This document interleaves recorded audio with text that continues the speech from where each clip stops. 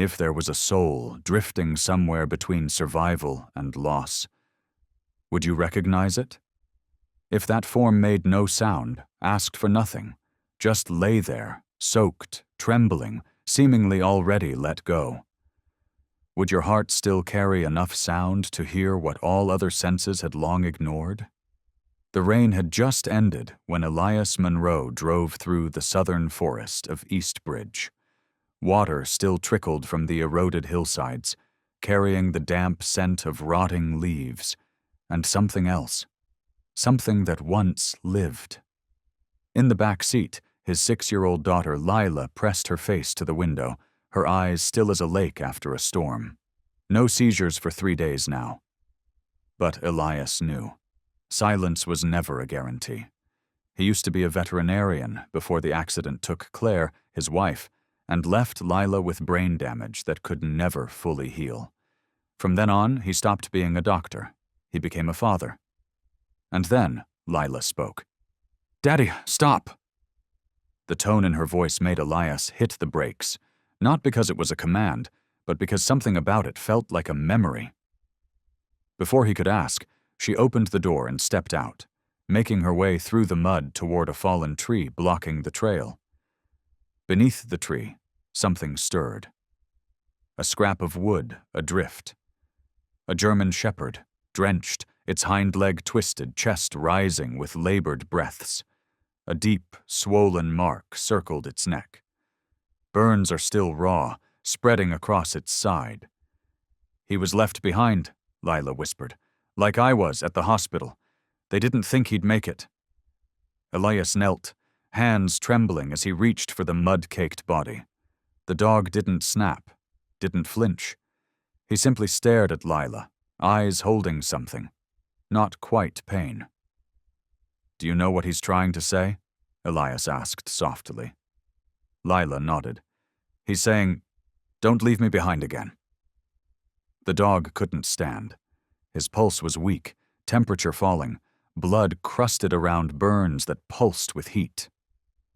To Elias, once a trained vet, this was a critical case. Trauma, exhaustion, possibly organ failure. Part of him wanted to call for help, follow protocol. But before logic could speak, Lila had knelt beside him. "I won't leave him alone," she whispered, her trembling fingers brushing the soaked fur, as if holding on to something already slipping away. "Lila, you remember what I said, not to touch injured animals." Elias reached gently for her shoulder, but she shook her head. "Not an animal. A friend." Since the accident, Lila spoke little. But with animals, she had her own language, like a whisper not meant. To be answered, yet always heard. "You'll be okay," she murmured, her eyes locked on the dog's fractured gaze. "I was cold like that too, before the ambulance came." That made Elias pause. He remembered, too clearly. Claire was gone, and his daughter, only 3 at the time, had seized in his arms for 18 long minutes. Her tiny body had once been this cold, too. Lila placed her hand gently on the dog's head, then looked up at Elias. She didn't plead. There was only the quiet look of a child who had once wandered too far from life and refused to let anyone else do the same. "I'll call him Orion," she said, "because that's the star Mom taught me to draw." Elias didn't speak. He simply shrugged off his coat, laid it down as a cushion, and lifted the cold, broken creature in his arms, just like he once carried his daughter across the edge of loss. Up ahead, Lila waded through the mud, her raincoat flapping in the wind. But her eyes didn't look down. They looked forward, as if leading someone back into existence. The wooden cabin on the slope of Sycamore Ridge still smelled like rain. Elias laid the dog on an old cushion in his former office, a space where he once saved dozens of animals, but had locked away since Claire's passing. He didn't plan on being a doctor again. Yet his hands remembered how to prepare gauze, antibiotics, IVs, instincts that never truly fade. Orion lay still. No growl, no bark, just rapid, shallow breaths. Though feverish, leg shattered, skin scorched, his eyes still held on to something. Lila sat a meter away. She didn't touch him, didn't speak, just stayed there, like a breath waiting beside a life on the verge. "He may not make it through the night," Elias said, not as a warning, but as truth. "Deep trauma, blood loss, high fever." Lila didn't reply. She quietly reached into her pocket and pulled out a small stone, painted long ago with a heart, now faded. She placed it by Orion's paw. "He needs to know. Someone once chose him." Around 2 a.m., Orion shifted slightly. Then, to their surprise, let out a sound. Not a bark, but a breath with intent. He opened his eyes, not toward Elias, but toward Lila.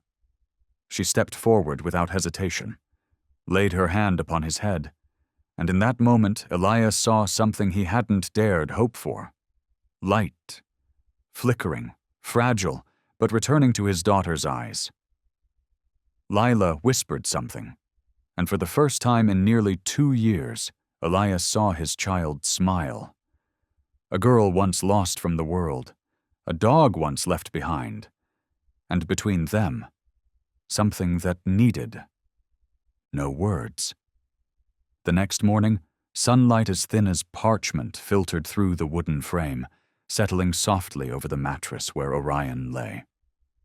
Lila sat on a folding chair beside him, legs dangling, one hand holding a tiny spoon, the other resting gently atop the gauze-wrapped form.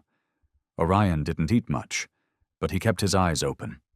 Every time Lila spoke, the dog blinked, a silent signal between two minds that needed no language to understand one another. Elias stood at the kitchen, holding a coffee cup gone cold, unable to look away from the corner of the room. He'd seen veterans by the bedsides of wounded dogs. He'd seen children weep over missing cats. But the bond between Lila and Orion was unlike anything he'd ever known. It wasn't sudden. It wasn't dramatic. It felt destined. "I have a name for him," Lila said suddenly, without turning. Elias raised a brow. "Oh? What is it?" "Orion," she replied, her voice steady, as if she were stating a truth, not making a choice. He walked over and sat beside her. "Why Orion?" She didn't answer right away. She looked down at the dog's steady breathing, then whispered, "Because Orion is the star Mom showed me, when I was too young to remember anything else." Elias froze. He remembered that night, a winter evening when Lila was 2. Claire had carried her outside after a small seizure. The sky was cold and full of stars. Claire had pointed to a cluster that never seemed to vanish from the January sky. "Orion is the night's guardian," she'd said. "He doesn't go to sleep until you're safe." Lila couldn't possibly remember those words. Yet somehow, she had kept them. Elias gently brushed his daughter's hair aside. That simple act made her lean against his shoulder, a moment so tender no one dared breathe.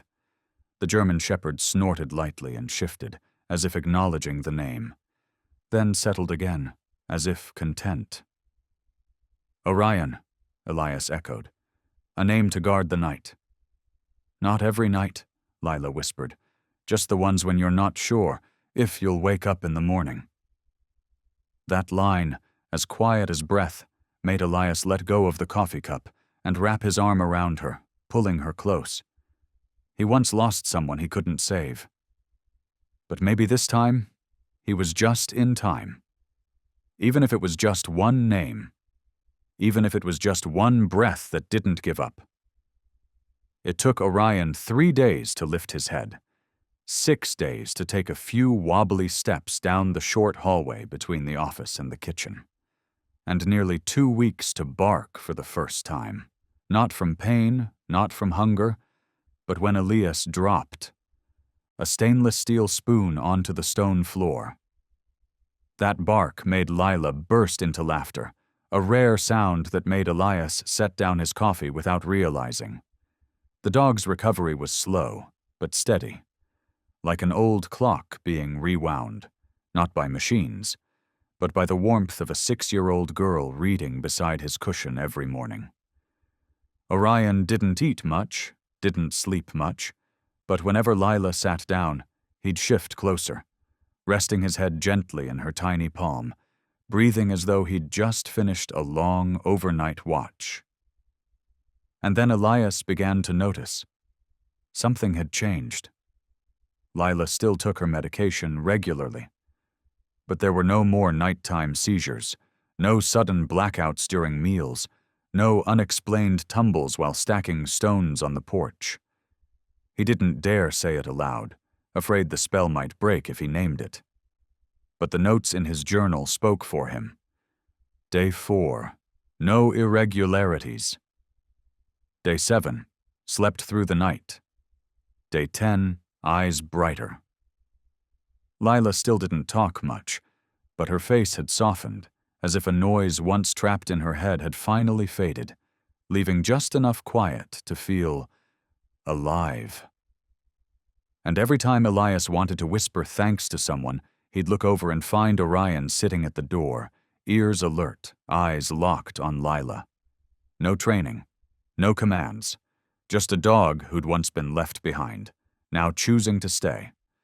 At first, Elias thought it was a coincidence. Orion stood guard outside Lila's room one early morning, tense, ears up like he was protecting something. Minutes later, Lila collapsed. A seizure came on fast, but not severe. Orion didn't bark, didn't panic. He simply moved in, lay beside her, and rested his head on her thigh. Silent, present, close enough to catch her. The second time, Lila was coloring on the porch when Orion suddenly left his cushion, circled her 5 times, then sat heavily just behind, as if predicting where she'd fall. 30 seconds later, the convulsions began. And this time, Elias couldn't deny it. Orion had known.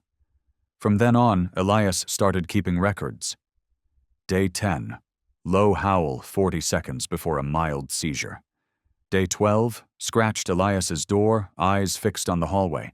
Day 14, sat at the edge of the bed with no visible warning signs from Lila. No cues, no prior training. The dog simply knew. There were moments Elias felt like he wasn't the only one watching over Lila, that another presence, quieter and more attuned, was sharing the task. A creature that didn't need stethoscopes or ECGs, just one glance, one soundless shift, and it understood what was coming. And Elias, once a veterinarian, didn't know which column to write that under in a medical report. "Why do you sit next to Orion every time you feel breathless?" he asked one evening. Lila looked at him, her eyes glowing beneath the soft nightlight. "I don't feel it at first. He does. Every time I start to fade, he's already there. So I know I'm still here." Elias said nothing. He just sat on the floor beside her bed. On one side, a man who had lost his wife to a medical accident. On the other, a dog who'd been abandoned. And between them, a child learning to survive. Not through medicine, but through a being who knew exactly when to stay close. Elias returned to something he had long abandoned: textbooks, neurological data, studies on canine brainwave sensitivity. He read every night after Lila fell asleep, annotating margins with pencil beside formulas that once meant everything to him. The term canine seizure detection appeared again and again, but all studies led to the same conclusion: ongoing research, no definitive explanation. Some papers suggested that dogs could detect micro-scent changes as serotonin levels shifted before a seizure. Others speculated on bioelectromagnetic sensitivity, but all remained theoretical. No one could explain how some dogs sense seizures 60 to 90 seconds in advance, like Orion. He'd had no training, no instructor, no cues taught with bells or chemical samples. And yet, he knew when another soul was drifting from the earth. Elias pulled out his old infrared camera and mounted it in the living room corner. He recorded 72 hours of continuous footage. And then, one quiet afternoon, as Lila lay reading, he saw it. Orion stood up, turned his head, walked to her side before any symptom showed. He tapped her palm gently. She put the book down immediately, and 10 seconds later, the seizure hit. Elias froze the frame at that precise moment, Orion staring straight into Lila's eyes. No blink, no fear, just knowing. He leaned back in his chair, gaze fixed on the screen. Decades of academic learning had never taught him this. Maybe not everything needed to be proven. Maybe some things only existed when you were quiet enough to witness them. Elias didn't share it with many. He knew the look the medical world gave to things it couldn't explain. They'd nod politely, then underline anecdotal in the report. There was only one person he dared to call. Dr. Evelyn Zhao, pediatric neurologist, 32, once a student of Elias's during his teaching days at the State Veterinary College. She had sharp eyes behind round, glasses, and a habit of never interrupting, even when listening to things no one believed. They met at a cafe near the hospital. Evelyn was still the same, lab coat folded neatly over her chair, a black coffee she never drank past halfway. "I've heard," she said after he shared, "and I don't think you're imagining things." Elias looked up, not because of her answer, but because her voice held no judgment, no skepticism, just someone listening. "I know," he said slowly. "Every theory needs data. But this time, I just want to believe in what the numbers can't explain." Evelyn nodded. "There's a term in clinical studies," she said. "Sentinel intuition. A few beings, human or animal, can sense what machines cannot. The question isn't whether it's real, it's whether we have the courage to log it as data, even if we don't yet know how it works." She paused, then added, "I may not understand, Orion. But if you want to record it, I'll stand with you. You don't need to prove it to me first." Elias didn't respond, but for the first time in years, he left that cafe with something he thought he'd lost for good. Hope. Rain fell gently the night before Lila's 6th birthday. The porch roof clicked with soft, steady taps, like a clock with no hands. Inside the small beige bedroom, a moon-shaped nightlight cast a warm golden hue, painting the shadows of 2 forms against the wall. A child curled under a blanket, and a dog keeping watch along the edge of the bed. Orion was as he always was, eyes half open, ears tilted toward Lila, his body resting on its side, ready to spring up at any moment. Lila lay still for a long time. Then, softly, she spoke. "Orion." The dog didn't move. But Elias, sitting just outside in the hallway with a lukewarm cup of tea, heard something different in her voice. It wasn't like the other times. "Tomorrow I'll be 6, she said, as if sharing a secret. 6 already. People say when you're 6, you're supposed to be stronger. Do not cry when you fall." Orion breathed slowly. His gaze didn't shift from the ceiling, but Elias knew the dog was listening with some part of himself no one could see. "But what if I don't wake up tomorrow? Will you call me back?" The question floated in the rain-soaked silence. Not sad, not desperate, more like a quiet wondering, to see if the soul beside her would dare step into the deepest place in a child who knew, somewhere inside, that she could disappear at any moment. Orion shifted slightly. He didn't bark, didn't howl. He just nudged his nose against her hand. 3 times, slow and deliberate, then rested his head on the pillow beside her, like a bodyguard without a contract. Lila said nothing more. But Elias, still listening from just outside the door, wept. He had saved many lives. But this was the first time he witnessed a creature commit to saving a soul, not with words, but with presence. Just before Lila drifted to sleep, Orion stood. Not because of a noise, not because of a sudden movement. He simply did it, as if it were instinct, or perhaps a silent vow. He moved closer, lowered his head to her cheek, and licked her once, then again, and a third time, slower, gentler, as if sealing something, not to wake her, but to promise that this sleep would not become farewell. After that, Orion didn't return to the cushion in the corner of the room, as usual. He lay down right next to the bed, stretched alongside her body, shoulder brushing the mattress, tail curled toward his chest, like a quiet outline of protection. He didn't move for the rest of the night.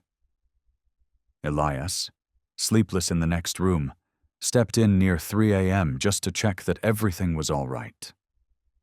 But when he saw the scene, his daughter sleeping peacefully, one hand resting loosely on Orion's thick fur, he couldn't take another step. There was something sacred in the way those two beings lay there. A child who had once brushed against death, and a dog who had once been left behind, now creating their own ritual. No one taught them. No book recorded it. But that night, it was born. And then, it repeated. The next evening, at the exact same time, Orion licked Lila's cheek 3 times again, then curled against her side. No one asked. No one prompted. By the third night, Lila turned her cheek to receive it. She didn't need an alarm clock, didn't need a bedtime story. She just needed Orion to do his part. "This is how we say goodnight," Lila whispered. And Elias understood. Though he couldn't be part of the ritual, he knew he was witnessing something more precious than any therapy he had ever studied. A bond, not born of the past, but in the future neither of them could afford to lose again. Silas Brennan didn't live in Eastbridge. He lived beyond it, literally. A wooden cabin sat isolated on the edge of the northern pine woods. No house number, no internet connection. And if you took the wrong trail to deliver a letter, you'd likely turn back halfway. Silas didn't need to be found. And he sent no one away. For the past 6 years, only 3 names knew he still existed. His lawyer, a former comrade from Afghanistan, and Claire. Brennan, his sister, who died too soon in an accident he learned about only after everything was over. Silas didn't attend the funeral, not because he didn't want to, but because he wasn't sure he was allowed. People here still remembered what happened back then. The day Silas Brennan, a former combat medic who once saved lives in the ravines of Kandahar, charged into the town hospital parking lot and broke the chief physician's ribs. No one mentioned the reason. They only remembered the sentence, 18 months in jail. His medical license was revoked. His reputation smeared as unstable. Few knew that he had witnessed a child being denied emergency care that day, simply because his mother had no insurance. The boy had collapsed from a high fever on the waiting room floor. And that same physician, who once declared every life is worth saving, turned away and signed the rejection slip. Silas didn't follow protocol. He followed instinct. Just like when he dove through gunfire to reach a wounded private, he had rushed in. This time to defend something he called righteousness without permission. After the trial, he vanished. And since then, only the wind through the forest remembered that Silas Brennan was still breathing. The old veterinary clinic in Eastbridge had long been converted into a makeshift rescue center. No signage, no white coats, just a few volunteers taking shifts to care for abandoned animals, and a hand-painted wooden sign swaying on the porch. "We don't heal. We stay." Silas never made it a habit to visit the place. But that day, a gray morning when he drove into town for gauze to treat a slow-healing burn on his wrist, he stopped the truck for reasons he couldn't name. Maybe it was a memory. Maybe the smell of iodine in the air. Or maybe it was the sight of a German shepherd lying silently beside the waiting bench, eyes fixed on a barely ajar wooden door. The dog didn't growl, didn't move, just watched, as if guarding something no one else could see. Silas sat a few steps away. He didn't intend to touch him. But then, the dog's gaze met his, and they stood still like that for nearly a minute. Silent. Director. No judgment. No fear. When a young volunteer came out, she spoke as if giving a nervous introduction. His name's Orion. A family took him in, but he's back today for a leg brace check. Is there a file? Silas asked, not sure why he was speaking. She nodded and handed him a simple chart. Intake date, notes about burns and fractures, and a single faded entry under object found on body. Metal tag. Number faded, format resembles military ID, removed to prevent infection, stored in archive. Silas froze. He had worked in K9 medical support. He knew that type of tag. It wasn't for civilian dogs, not available commercially, and the tag's code began with KX-17. That was the format used by a military working dog unit reported lost in 2015, the same unit he had once been assigned to assist before being pulled out mid-operation. He looked up again at Orion. It couldn't be. But maybe it could. Some scars don't show on skin, and some beings are born to serve, then cast aside when no budget remains to call their names. Orion kept looking at him. No bark, no stir, just waiting. That night, Silas pulled an old laptop from the wooden cabinet where he kept things he never meant to use again. The flashlight had flickered in the USB port, just like his thoughts, half believing, half hoping he was wrong. He logged into the Field Medical Division's archive, a long-forgotten clearance no one had bothered to revoke after his license was stripped. In the section titled Canine Support Units, Not Reintegrated, Silas pulled up the 2015 records, the year of a failed deployment along the northern Jordan border. The entire unit was restructured afterward, with no official debrief. There had been 5 dogs in that record.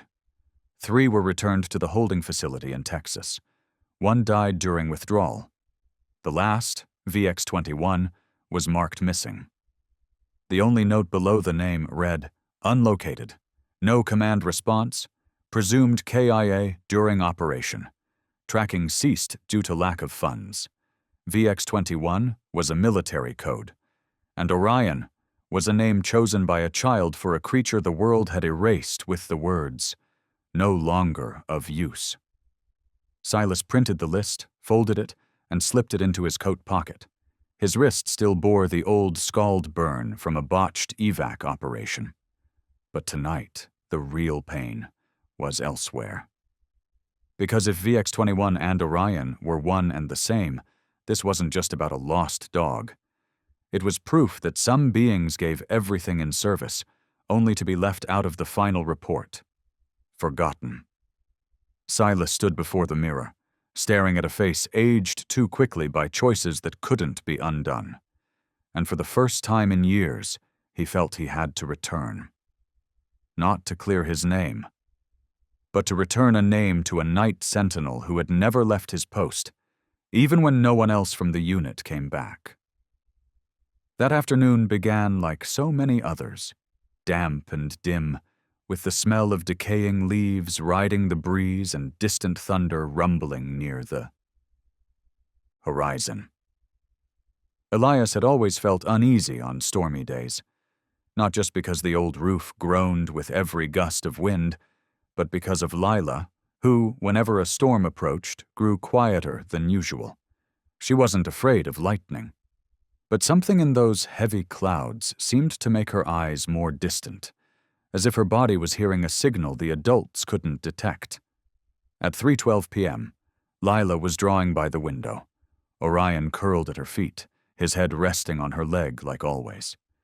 At 3:17, Elias was making tea, and at 3:18... Orion leapt up, No bark, no howl, just sprang to his feet. He scratched lightly at the inside of Lila's arm, then let out a low, urgent whine, a sound that wasn't to be ignored. Elias turned, stepping quickly towards the window, but everything had already moved too fast. Lila collapsed. Her pencil hit the floor, and her small body began to seize, violently, unpredictably, more intensely than ever before. Orion immediately circled behind her, wedging his body to support her head so it wouldn't hit the wooden floor. He didn't move, didn't flinch. He just held his ground like a living shield. "Lila!" Elias rushed over, mind blank, hands fumbling through the nearest drawer for the emergency kit. But something was different this time. Lila didn't respond. No groan, no trembling at the end of the seizure like before. Only silence.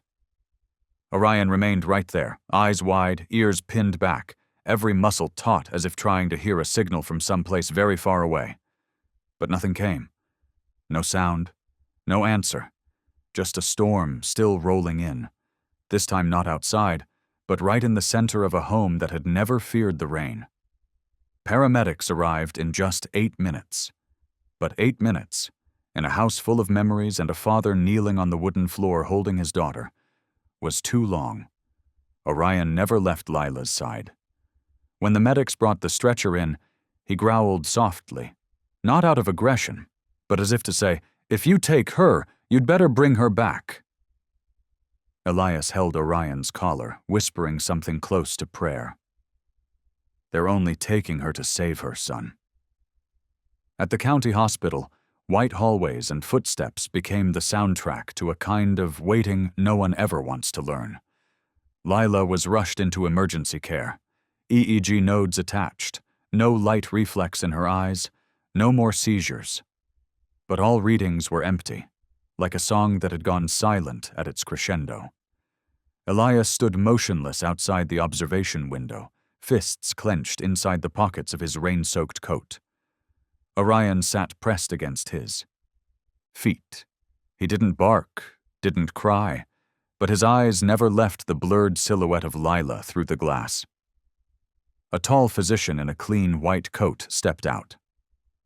"Mr. Monroe, I'm the attending doctor tonight. I'm afraid there's no detectable brain activity. The EEG is completely flat." Elias didn't understand immediately, or perhaps he didn't want to.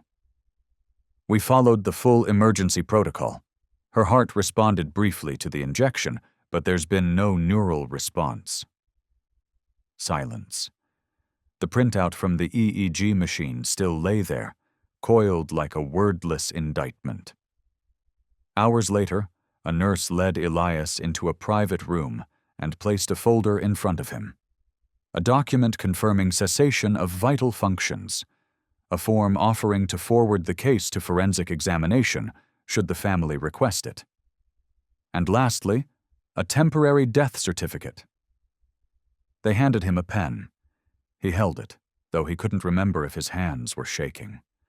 The name printed in block letters. Lila Claire Monroe. Elias didn't sign. He just stared at those 3 words. The name he and Claire had chosen after learning their daughter would arrive in December, the season of the most fragile lights. And now, that name lay atop a paper confirming that light had gone out. The night inside the hospital stretched longer than any other Elias had ever known. White corridors, fluorescent lights dimmer than their time. The breathing machine pulsed steadily, a biological habit sustained simply because no one yet had the strength to turn it off. Lila lay there, her eyelids still, a tiny arm wrapped in bandage from the emergency injection. Elias sat on a folding chair outside the recovery room, his head in his hands. Around his wrist, he still wore Lila's rubber hairband, the one she used to tie her hair and then wear like a little talisman. Orion didn't sit. He stood for hours at the door to the intensive care unit. At first, just watching. Then began to scratch gently. whimper quietly. And when the clock passed midnight, Orion started barking. Not loudly, not constantly, but just enough that every passerby turned, exchanging glances that asked, "There's a dog in here?" A nurse came over, gesturing for Elias to calm him down. Elias stroked Orion's head, but the dog wouldn't stop. Every 20 to 30 minutes, he'd rise again and bark once. Just once. As if answering a question no one else could hear. "He senses something," Elias whispered to the night nurse. "We understand you're grieving," she replied, gently but distantly. "But sometimes animals don't understand the truth." Elias didn't argue, because he knew the one who didn't understand the truth might be human. Orion didn't stop. From 1 a.m. to 4 a.m., he barked 4 times, each time after circling Elias once, lifting his head to stare through the observation window, then turning back and making that same sound Elias had heard every time Lila had a seizure. A warning. But this time, nothing happened. No tremors, no awakening, just a child lying still, and a dog who refused to accept that stillness as reality. Elias didn't sleep. He simply sat there, one hand resting on Orion's back, feeling each breath as if it were an act of defiance. No one expected the funeral to take place here, not in a church, not at the city cemetery, but in the garden behind the old wooden house at the end of Alder Creek Road, the place where Lila's mother once wrote children's books, and where Elias used to believe was the beginning of all gentle things. Claire loved this garden. Every spring, she'd lay a blanket in the middle of the wild grass, place infant Lila in a woven basket, and read aloud the words she'd written. She called it the first voice a child should hear, one from the heart. Now, in that very place, a white casket rested between 2 ash trees just beginning to bud. Elias hadn't chosen the color. Lila had once said that if she ever died, she wanted everything to be simple. But when asked, Elias had gone quiet. And the funeral director, an old acquaintance from town, had picked white. The color of soft endings, free of blame. Beside the casket stood a wooden table draped in linen, holding a photo of Lila laughing, taken by Elias last fall when Orion had just learned to walk on 3 legs, and Lila jokes, "We should start a circus."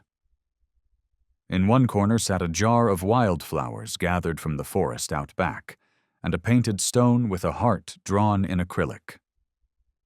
Elias stood motionless.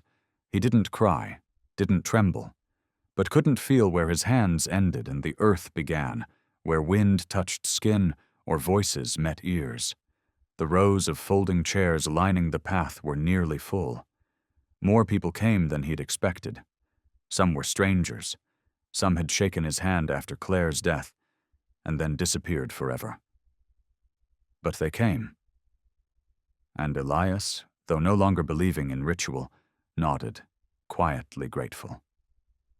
Orion wasn't there, not because he wasn't allowed, but because Elias wasn't sure he could bear it. The dog had stayed in the hospital room when the funeral car pulled away. He didn't eat, didn't sleep, just lay by the bed, his head resting on the empty fold of the blanket where Lila once slept. Every time Elias came near, Orion opened his eyes briefly, then turned away. Elias understood. The dog hadn't said goodbye yet, but humans can't wait forever for a hope that won't return. A wind chime jingled faintly on the porch. A song Claire had saved on her wedding day began playing from a small speaker brought by an old friend. The melody wasn't sad, but today every sound felt like something replayed from a life whose chords had been pulled. Everyone sat. The local pastor stepped forward, holding an old Bible in his hands. Elias didn't hear what he said, because he was staring down at his shoes, muddy, grass-stained, soaked with something that could have been morning rain, or the last tears he'd allowed himself to shed in front of others, No one spoke as the pastor finished his reading. He closed the Bible, bowed his head, and stepped away, as though afraid the sound of his footsteps might disturb something fragile still hanging in the air. Pain, memory, or a farewell no one had fully voiced. Elias remained standing, unmoving, like a statue forgotten in a garden where sunlight filtered through leaves and shadows stretched long over the grass. The wind touched his lapels, the corners of his eyes, and the hollow in his palm where a little hand once rested every time they walked the garden path together. The chairs along the path were full. Lila's preschool teacher sat quietly, hands folded in her lap as if holding a lesson plan no school had ever taught. An elderly neighbor clutched a frayed teddy bear, the one Lila had once tossed over the fence, saying, "He's sleepy and doesn't have a pillow." A boy from the neighborhood, who used to dig in the dirt with her, held a pebble painted with a watercolor angel. He said he would send her up high so she could see the whole town from above. None of them spoke loudly. None cried out. But in the silence, Elias felt the entire town holding its breath, so the little girl wouldn't be afraid on her way out. Someone placed a hand on Elias's shoulder. He didn't turn. Not because he didn't want to know who it was, but because if he did, one glance might shatter what little remained standing inside. An old friend placed a small notebook beside Lila's photo. Inside were scribbled notes from her classmates, some misspelled words, some just drew flowers, but each started the same. "You're still our friend." Elias bowed his head slightly, but his eyes stayed dry. There is a kind of pain that needs no tears. It just sits there, like an uninvited guest no one dares to send away. The sky was pale gray. The wind carried the scent of ash blossoms and damp soil. Everything felt adjusted to a softer volume, just enough so no memory would fall through the cracks of ordinary sound. A small blue ribbon, the color Lila once said looked like cold wind, had been tied to the corner of the casket. Elias didn't know who tied it, but it fluttered gently, like a tiny flag made for a very small warrior. No eulogy was read. Elias had written nothing. He tried once. But sitting before the blank page, he realized there were no words for a being who had existed so completely, and then simply did not. So he just stood there, silent. Because somewhere deep within, he knew, if there's any place on earth where language is no longer needed, it is here. Now, where everyone had already said enough, just by showing up. The County K-9 facility was tucked behind the police precinct, at the end of the road that led up into the hills. Steel double doors, secure locks, fingerprint scanners, surveillance cameras, and a clearly posted sign. No entry after 10 p.m., no animal contact without authorization. But no one had put up a sign that dogs could read. Orion was held there, by protocol, under supervision of companion animal after caregiver loss. That was how they phrased it, as if the bond between him and Lila had been one of ownership. At first, the dog didn't react. He lay still in the kennel nearest the window, his gaze fixed on the courtyard beyond, where yellow light caught streaks of rain. He didn't howl, didn't bark, didn't eat. The night shift staff thought it was normal. A grieving dog lost his kid. But around midnight, a sharp metallic screech tore through the quiet. The first door, a thick wooden one separating the kennels from the corridor, swung open with its hinges bent clean out of place. Orion had slammed into it with full force, again and again, without pause. Next came the steel door, locked by code. The camera footage showed it. Orion didn't run wild, didn't panic. He moved down the hallway as if he knew every step, every turn. When he reached the main entrance, he stopped, scratched 3 times, let out a deep, low cry. Not a plea. A signal. No one answered. So he jumped.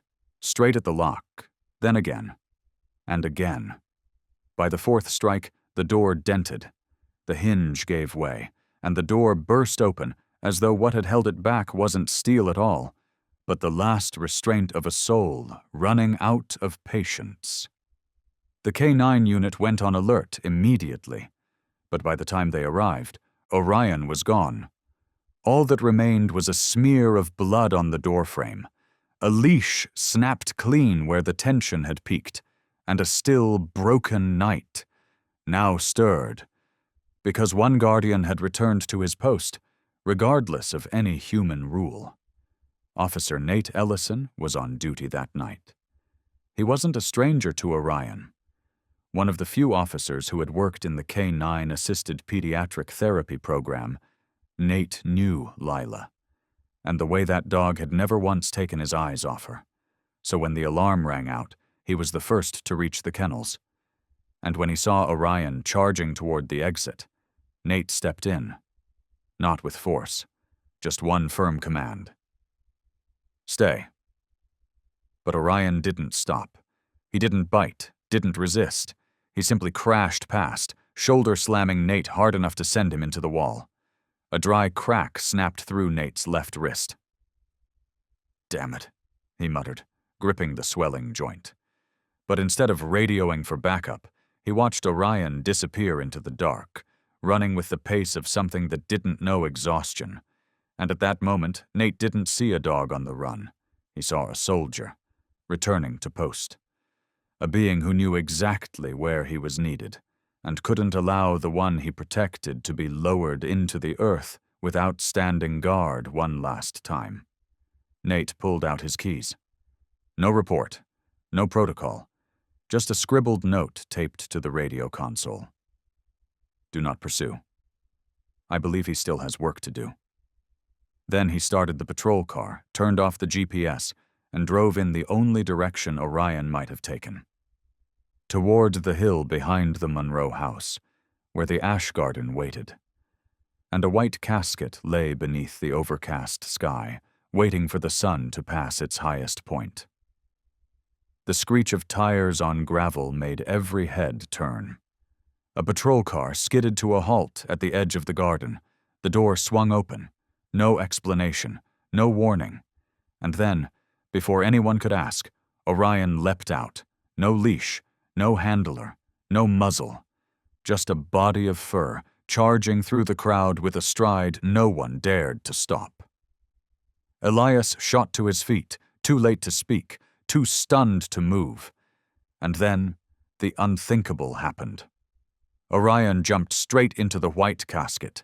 Everything froze, as if time itself had been gripped by the throat. No one spoke.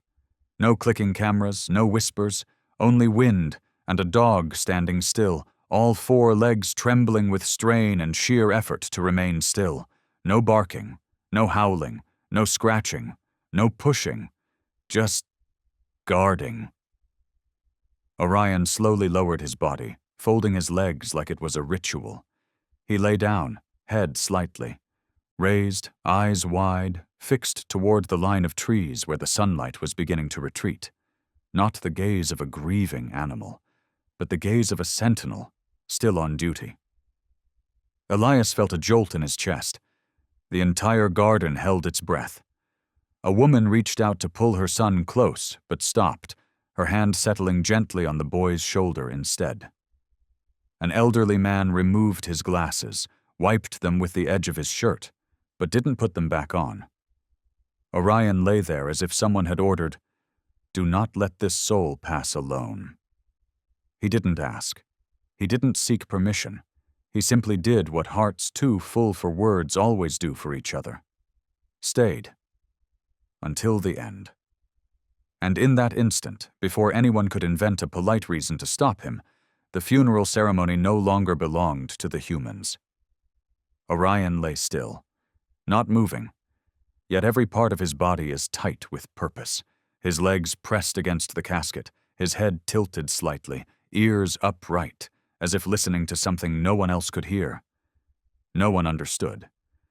They only saw a dog on a cold white box and thought it was grief. loyalty taken to its last breath. Only one man, standing at the edge of the garden, suddenly froze. Silas Brennan. He had arrived late, meant only to observe from a distance, unnoticed. But the moment his eyes locked onto Orion, and that posture, everything in him shifted. Side-lying stance, neck straight, ears raised, body aligned with the point of contact.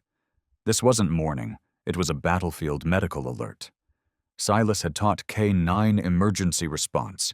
He had lived long enough among helicopters and hot blood to recognize it immediately. Orion wasn't guarding a corpse. He was trying to save someone still alive. "Don't touch him!" Silas shouted, voice booming through the garden, startling the guests. Heads turned. Elias looked up, as if truly seeing the man standing beneath the ash tree for the first time. Silas ran forward, pulling from his coat pocket a folded document, the VX-21 unit report. But he didn't need it. What he had to say fit into one single sentence. He's signaling. This is a residual internal response alert. It's not over. No one closes that casket. A ripple of silence spread across the lawn. Orion, as if given permission, began to whine. A deep, dragging sound from his throat, low and tense, almost identical to the warning noise he'd made before each of Lila's seizures. Elias stepped forward, slowly, shaking, and for the first time since Claire's death, he spoke 3 words he hadn't believed he could say again. "Stop. Right now." Silence. Not just within Elias, but in the entire garden, where dozens had come to say their final goodbye. A few turned, assuming Elias was speaking to Silas, the man who had just broken into the funeral with the force of someone who had forgotten how to be quiet. But no. Elias was staring straight at the casket, at Orion. And on the way, the dog refused to take his eyes off the white wood. Orion was whining now, constantly, not howling, not barking, but the low sound vibrated like every nerve in his body was trying to reach someone still standing on the thin line between staying and leaving. A woman whispered, "What is this?" A man shook his head. "It can't be." Then the murders began. He's lost control. This is the girl's funeral. You can't dishonor the dead like this. A dog doesn't get to decide death. Elias heard all of it, like a drizzle soaking through the fabric of mourning and into the skin. But he didn't move, because the only sound he truly heard was Orion's low whine and the feeling in his chest. The same one he'd felt 18 minutes the day he held Lila in his arms after Claire died. A feeling that said, "She hasn't gone yet." He stepped forward. The pastor hesitated, gripping his Bible, voice tightening. "Mr. Monroe, we're all grieving. Please don't let confusion become trauma for those still here." Elias nodded. "Yes, we are grieving. But if I stand here knowing there is a 1 in 1,000 chance my daughter is still alive and I stay silent, then I'm no longer her father. I'm just someone pretending to bury her on time." No one responded. Only Silas, still unmoving like a living monument in the garden, spoke slowly. "That dog is a soldier. He served in combat zones. And that position he's in, it's a frontline medical alert posture. It does not happen without a signal." The pastor lowered his head. He neither nodded nor objected. Elias turned to the funeral director, a man in his 50s, hand still resting on the casket latch, stunned. "You're a father," Elias said, not loud, but clear. "If your son were in there and the creature your son trusted most didn't accept what was happening, could you keep it shut?" No one answered. And in that exact moment, as Elias reached out and touched the bronze latch, the wood cold beneath his trembling fingers, Orion let out a cry, not in pain, not in anger, but I like permission, as if that sound meant, now, open it. Elias turned the latch, lifted the lid, and the whole garden stopped breathing. The casket creaked open slowly, the hinges groaning through an air thick as winter drapery. A few people flinched. Some turned away. One covered a child's eyes. Another grabbed a hand, not from cold, but from a fear colder than anything wind could carry. "What are you doing, Elias?" A gray-haired woman rose from the front row, voice trembling. "She's been pronounced dead. This is a funeral." "No one has the right to do this," an older man shouted. "This isn't a place for delusion. That's your daughter's body, Elias." "It's not a body," Elias replied, voice hoarse but steady. "It's my daughter." A ripple passed through the crowd. The young pastor rushed forward, an alarm on his face. "Mr. Monroe, please, be calm. We understand your grief, but this could harm people further." "Harm?" Elias turned, eyes red but dry. "Harm is signing a piece of paper because someone tells you your daughter's heart stopped, without hearing her voice first. You call that closure. I call it an unanswered question." Orion had now climbed onto the edge of the casket, sitting upright like a living statue. Ears sharp, eyes locked on the silent face of the girl, still unmoving, but not as cold as death usually is. "What are we doing?" a young woman whispered through tears. "We came to say goodbye. And now we're witnessing what?" Another voice, older, rough and sharp, cut through. Silas. He stepped forward, posture solid, gaze slicing through the confused and angry faces. "Has anyone here served on a battlefield?" he asked, voice low but heavy as stone. "Has anyone watched a K9 alert while machines said there was nothing left? I have, and the person that dog warned about lived." A man near the garden gate, wearing a veteran's jacket, nodded slowly. "I've seen it too," he said. "Once. We almost buried a brother. If it hadn't been for that dog." No one added to it. Orion sat perfectly still, body taut, eyes blazing into Lila, as if 1 second of looking away would mean losing something forever. A woman in black stepped forward, her eyes ringed and sunken, her voice cracked. "I lost a child once. You know how it feels to hope when it's false? It kills you twice, Elias." "I know," Elias whispered. "But if I bury my daughter while she's still alive, that's not pain. That's a sin I'll never wash away." That line tore through the air like a blade. A man began to cry. A woman held her husband's hand, silently shaking her head. "What if she still dies?" someone asked. "What if this only prolongs suffering?" Elias turned, his face no longer defiant, just weary, and still holding on. "Then, at least I'll have stayed by her until the end. Not the first one to give up." And then, as if in response, Orion let out a small whine. This time no one questioned it. Silas stepped closer. "He's hearing something we can't," he said softly. "And I believe we need to do the one thing no one has dared. Wait." A little girl, one of Lila's classmates, stepped forward with a broken-colored pencil in hand. Quietly, she placed it on the white cloth covering Lila's chest. Her small hand trembled, but her eyes didn't blink. "This was hers," she whispered. "I think—" She didn't finish her drawing. The silence was no longer hesitation. It had become something else, like the hush that falls when the noise of life fades just enough to let something fragile and real be heard. Elias looked down at his daughter's hand. Then a single finger moved. So slight, so slow, but it moved. Orion whined again, louder this time. A woman gasped, A man dropped into his chair, eyes wide, because the impossible had just happened when there were no words left to say. Silas stepped forward, pressed 2 fingers to Lila's wrist. He closed his eyes, counting.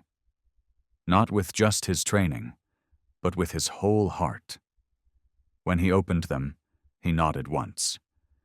Pulse is weak, but it's there. Elias dropped to his knees, grasped his daughter's hand. Lila, I'm here. No answer, but her small fingers squeezed back, not strong, but strong enough to shatter doubt, reason, and every definition of what it means to let go. A nurse nearby began to cry. The man who had shouted earlier covered his face with both hands. Elias didn't look at anyone. He only lowered his head to his daughter's hand and whispered through trembling breath, "You heard me. I know. You heard me." And to seal it all, Orion howled, one long rising call that filled the garden, echoing like it was summoning a soul back to where it belonged. No one said a word, because sometimes life doesn't need to be proven. It only needs to be waited for. Elias remained kneeling beside the casket, his hand wrapped tightly around a hand that was still warm, still soft, still responding. At that moment, time stopped, or if it moved at all, it was rewinding something that had already been signed. Silas was the first to rise. He pulled out his phone, calling the county emergency center. His voice had no more fury in it, only the calm cadence of a battlefield medic. Resuscitation in progress. Female, age 6, showing signs of life after being declared deceased. Location, 143 Alder Creek Road, requesting medevac, urgent. People began to move, not out of shock, but instinct, clearing a path, finding a landing spot, gathering supplies. No one gave orders. Everyone simply acted, not from duty, but from something deeper, a need to redeem. Orion had jumped inside the casket now. No one dared stop him. He curled at Lila's feet, head resting gently across her chest. Not weighing her down, not interfering. Just enough to connect. His eyes half closed, no longer sharp with tension. This was the gaze of someone who had completed his mission and was ready to guard it again. Elias saw it and said nothing. He didn't call him down. He didn't step forward. He only nodded, as if to say that if Lila had wandered far, Orion had been the only one brave enough to follow her to the edge and call her home. A gust whistled through the distant trees. The chop of helicopter blades grew louder overhead, folding into the wind and the unsteady breath of people who thought they had said goodbye. The helicopter descended into the clearing not 30 meters from the garden. Its rotors sent linens flying, scattered funeral cards, and toppled chairs, as if the old ceremony itself had bowed out, making way for the return of life. The doctor was the first to step out, a slim woman moving with purpose. She walked straight to Elias. "The patient?" she asked. Elias pointed to the casket. His voice cracked, but was firm. "My daughter." The doctor looked in, a pale girl but with a pulse, slight twitches in her fingertips, and beside her, a German shepherd lying still, his head resting gently across her ribs, eyes unblinking. The nurse stepped forward, but the doctor held up her hand. She knelt beside the dog. "We're taking her now. You can stay or come, but don't leave her." Orion blinked once, then rose. Slowly, carefully, like a ceremonial passing of the watch. Lila was lifted onto the soft stretcher, IV lines secured, heart monitor placed. The heart still beats. Slow, but there. And no one dared call it an illusion now. Elias climbed aboard the helicopter. But before the doors closed, he looked back. Orion stood beneath the ash trees, watching. He didn't bark. He didn't whine. He simply stood, still as the forest, witnessing the return of a soul to the world. The rotors lifted. The helicopter rose, carrying dust, petals, and the eyes of everyone in town.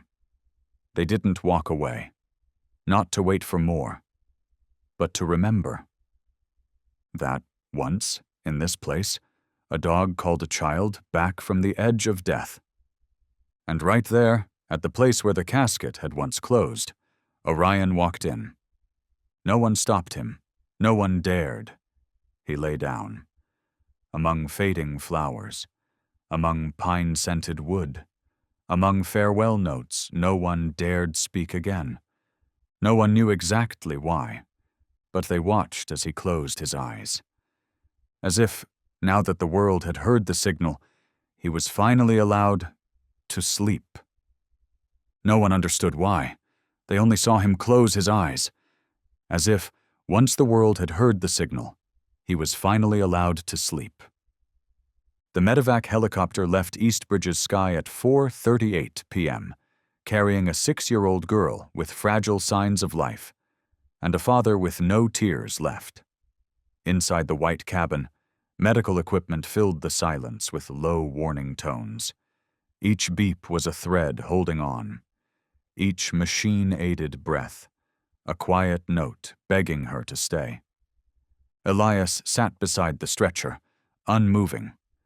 He only reached now and then to lightly touch Lila's knee, as if letting go for even a moment might allow her to fall back into a place where he had no authority to follow. The flight doctor, Dr. Mirren, a veteran of over 20 years in aerial emergency medicine, glanced at Elias a few times as though wanting to speak. But she stayed quiet. She had seen miracles before, but never one triggered by a dog's eyes.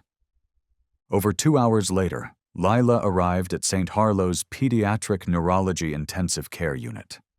This was a place where most families wouldn't even dream of entering without special insurance or national referral programs. But this time, due to the exceptional circumstances, regional medical appeals, and the emergency protocol itself, the hospital granted an emergency override admission. She was placed in room 804, the critical neuromonitoring zone. 2 nurses reattached full arrays of brainwave sensors, blood flow monitors, oxygen levels, blood pressure, and neural reflex trackers. Elias was led to the hallway, a spotless white space. No blood smell, no harsh disinfectant. Only the sterile scent of glass and cold steel.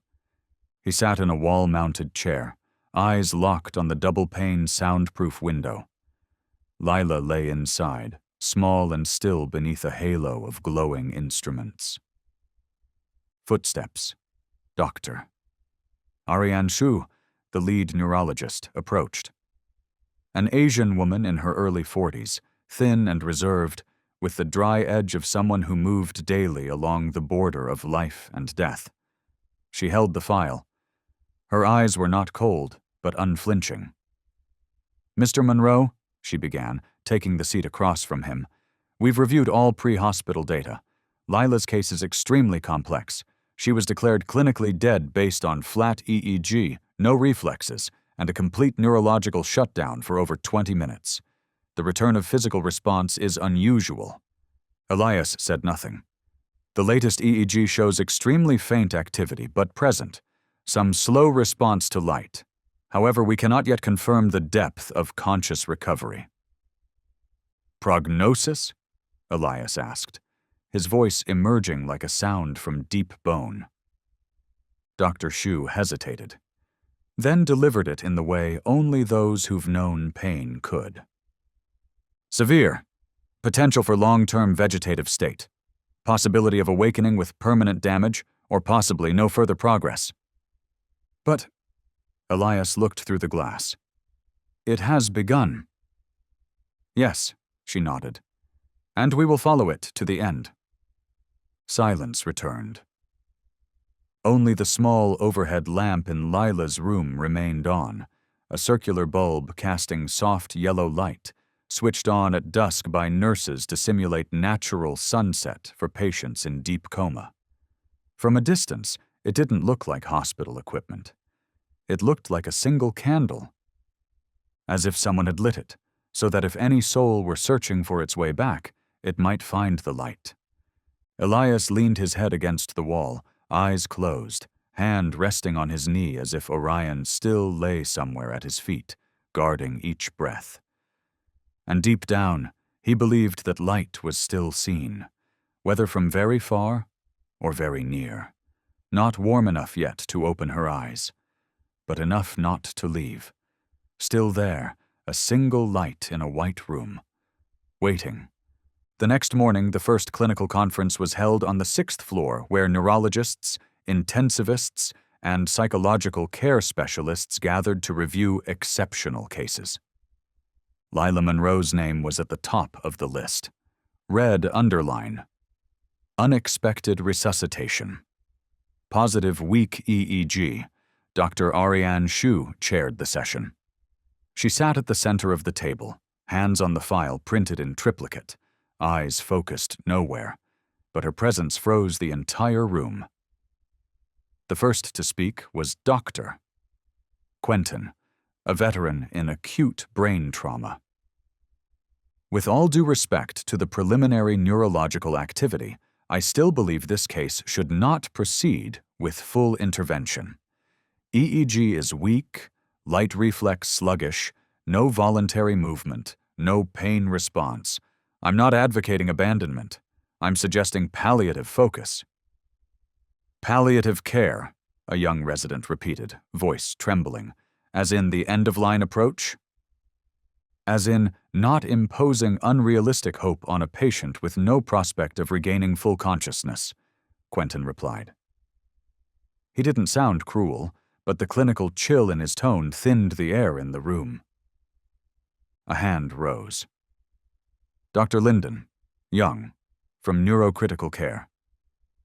His face still bore the disbelief from witnessing Lila's arrival. But we're looking at a child whose heart had stopped and came back. EEG isn't flat. There are motor reflexes. She reacted to the sound. I can't call that hopeless. That's not hope, Quentin said. That's spontaneous peripheral signal drift, biologic fringe activity, and if we sustain it with machines, we're adding pain not to the patient, but to her family. Do you have a daughter, Doctor? Quentin? Linden asked. Quiet. Clear. The room froze. The real question, Dr. Shu intervened, is the boundary between persistence and cruelty. This isn't about left or right. It's about the ethics of continuing or stopping. An older doctor sighed. I once witnessed a child awaken after 10 days of diagnosed vegetative state. No one believed, but the parents said, as long as she breathes, we'll read to her each night. And on day 11 she moved her toe. Lila moved her hand, Linden said, and reacted to her father's voice. We can't build a protocol on miracles, Quentin said. Perhaps not, Shu murmured, but we also can't throw away a chance just because it doesn't fit the chart. Outside the meeting, Elias remained seated exactly where he'd been the night before. He didn't know what was being said inside. But instinct, the same instinct that had made him open a coffin, told him his daughter's life was once again being negotiated on paper. He stood, walked to the head nurse's station. I'd like permission to read to my daughter each night, he said calmly, like a whisper smoothed over a stone. The nurse blinked. We're not certain she can hear. That's fine, Elias said, as long as I'm allowed to speak. Later, in the white room, under the same round lamp still glowing since dusk, Elias opened the folded picture book he used to read before Lila's seizures. The story goes, a little fox got lost from its den, he whispered. It wandered through snow, through forest, through black night, and each time it stopped, it heard footsteps beside it, not wind nor wolves, but a dog walking with it. He paused. Lila didn't move, but the light still glowed. His voice still spoke, and miracles didn't always show themselves immediately. Sometimes they only needed to be repeated, steadily, like a promise, like a breath, waiting. Orion was brought to the Special Care Wing's entry on a soft lead leash after 3 days waiting quietly outside the hospital corridor. Elias walked beside him. Neither led the other. They simply moved together. Through the glass of room 804, Lila still lay, unmoving, surrounded by tubes, sensors, and flickering green monitors. The pale gold light still shone. Not warm, not cold, but the only thing in the room that didn't beep, didn't blink. The only thing that waited. The charge nurse, a woman in her 50s with thick glasses and a firm voice, leaned down to unclip the leash. He's allowed inside, but no climbing on the bed, no touching equipment, and 30 minutes max. Elias nodded, said nothing. Orion didn't wait. He stepped through the automatic door, moved straight to Lila's bedside, and sat. No barking, no tail wag, no licking. Just watched. Watched like he had been here before, in some other place like this, where small arms no longer held and voices stopped mid-sentence, where people usually arrived once but never returned. This time Elias didn't follow. He stood at the door, and others, nurses, interns, the shift doctor, stood too, like they were all witnessing a ritual no one had been taught. About 10 minutes passed. The monitors didn't show any notable change. Then, suddenly, Orion let out a short, low growl. Not loud, not urgent, but to Elias it sliced through his spine, because he had heard it once before, when Orion stood atop his daughter's casket. "What's happening?" Elias asked, not to anyone in particular. A nurse rushed to the monitor, checked stats. "Stable," she murmured. "Heart rate 83. BP 94/60. O2 at 97. Nothing unusual." But Orion didn't move. He stood close to the bed, neck slightly stretched toward the left, the side where the EEG sensor was placed, his tail still, eyes tense, mouth slightly parted, as if waiting for someone to reply. 3 minutes later, the ECG remained steady, but the EEG monitor began to flicker. No alarm, just brief losses of signal. Then recovery, then lose again. An unstable pattern, known from rare cases involving deep temporal microvascular spasms, is difficult to detect without constant second-by-second observation. This time, Dr. Linden was already in the hallway. He entered quickly after being told the alert came from a service dog. When he entered, Orion had not moved. His eyes locked on an invisible point between Lila's brows, where an old bruise had faded a week ago. "Log the timestamp," Linden ordered. "Cross-check with EEG drift. I want exact seconds on when the dog reacted." 17 seconds. That was the delay between Orion's alert and the first EEG spike. In neurocritical care, 17 seconds is an eternity. At 1:27 p.m., the attending physician added a special note to Lila's daily log, marked with a red asterisk. Orion entered a designated list of biological sentinel markers. Not a machine, not a human, but a living monitor. From that day on, Orion was issued an ID badge, ORK9 Special Watch, and he returned. No commands, no schedules. Every morning at 7, every afternoon at 2, every evening at 9, he walked into room 804. Same path, same stop, same posture, head facing the child who had not yet woken, eyes searching, as if trying to remember something only they had ever shared. No one knew what Orion could feel. But everyone saw this. Orion knew when Lila changed, and no machine could register that. One night, when the hospital dimmed the halls for quiet hours, Elias sat alone by the glass. Orion had been in the room for over 40 minutes, well past the allowed limit.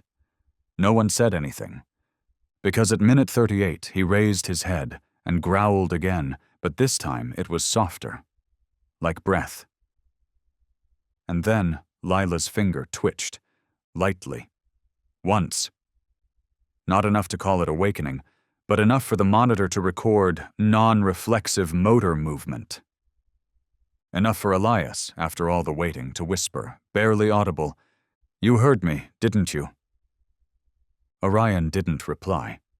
He didn't need to, because the answer was in the light, in the waveform, in the soul slowly returning. Quiet, slow, and met by eyes that never left their post. A night watchman? No white coat? Only a promise. That this girl would never be left behind.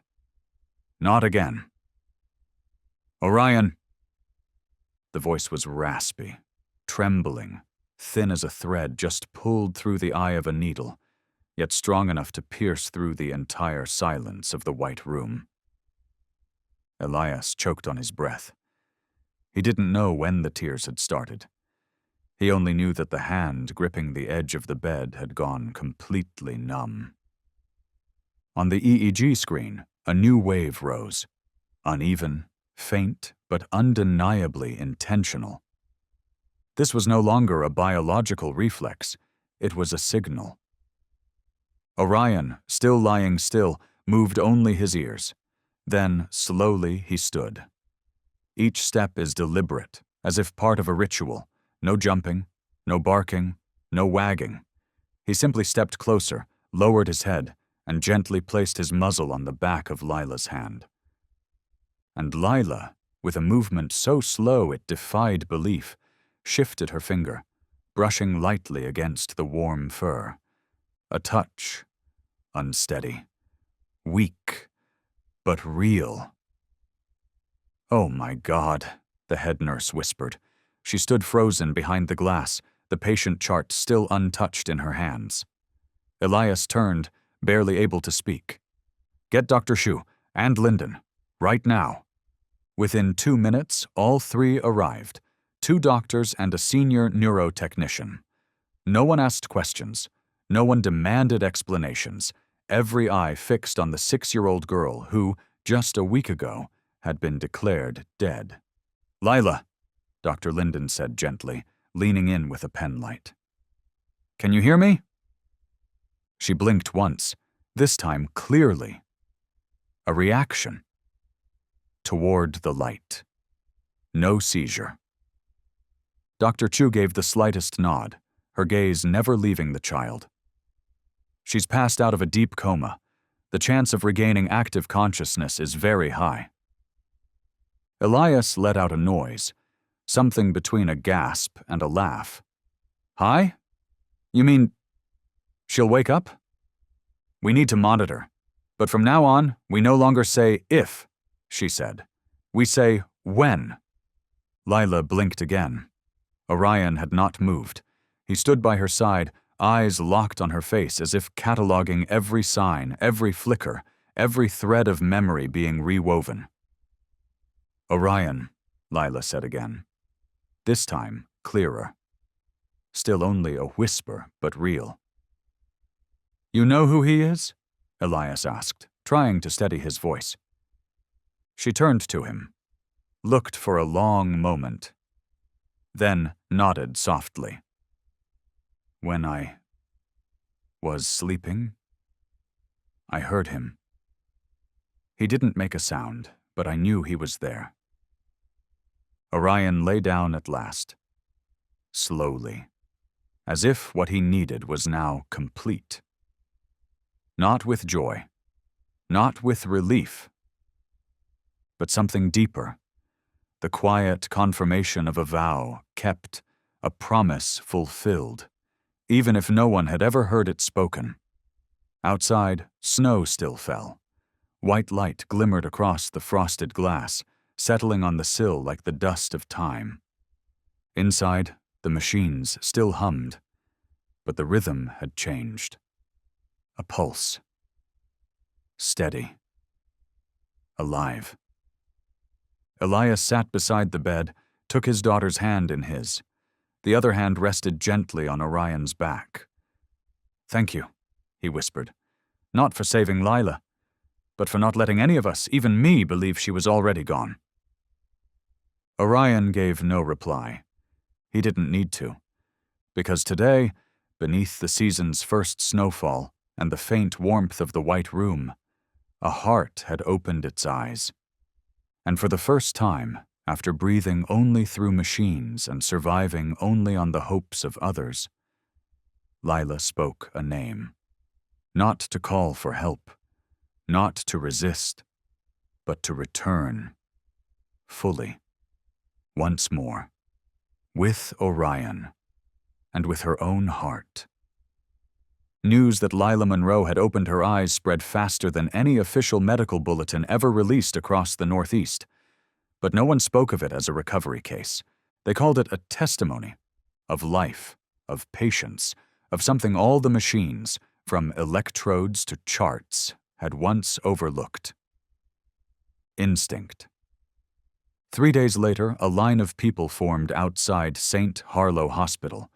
No one asked to visit. They came to leave notes, flowers, or simply a small piece of paper with a childlike scrawl. "You're the reason I didn't give up," or "Thank you for coming back." Lila was still weak. Doctors only allowed a few minutes of conversation each day. But she smiled, a faint smile, her cheeks still pale from lack of blood, but no longer empty of light. And every time she smiled, she looked toward Orion first, as if this joy was a gift she had to share, with the one who never left her side in the long sleep. At the same time, hundreds of kilometers away, a federal ethics panel was convened. The emergency session didn't name the patient. It listed only the case code, EEEG-null, false death declaration. Emergency overturn. At the center of the review stood Dr.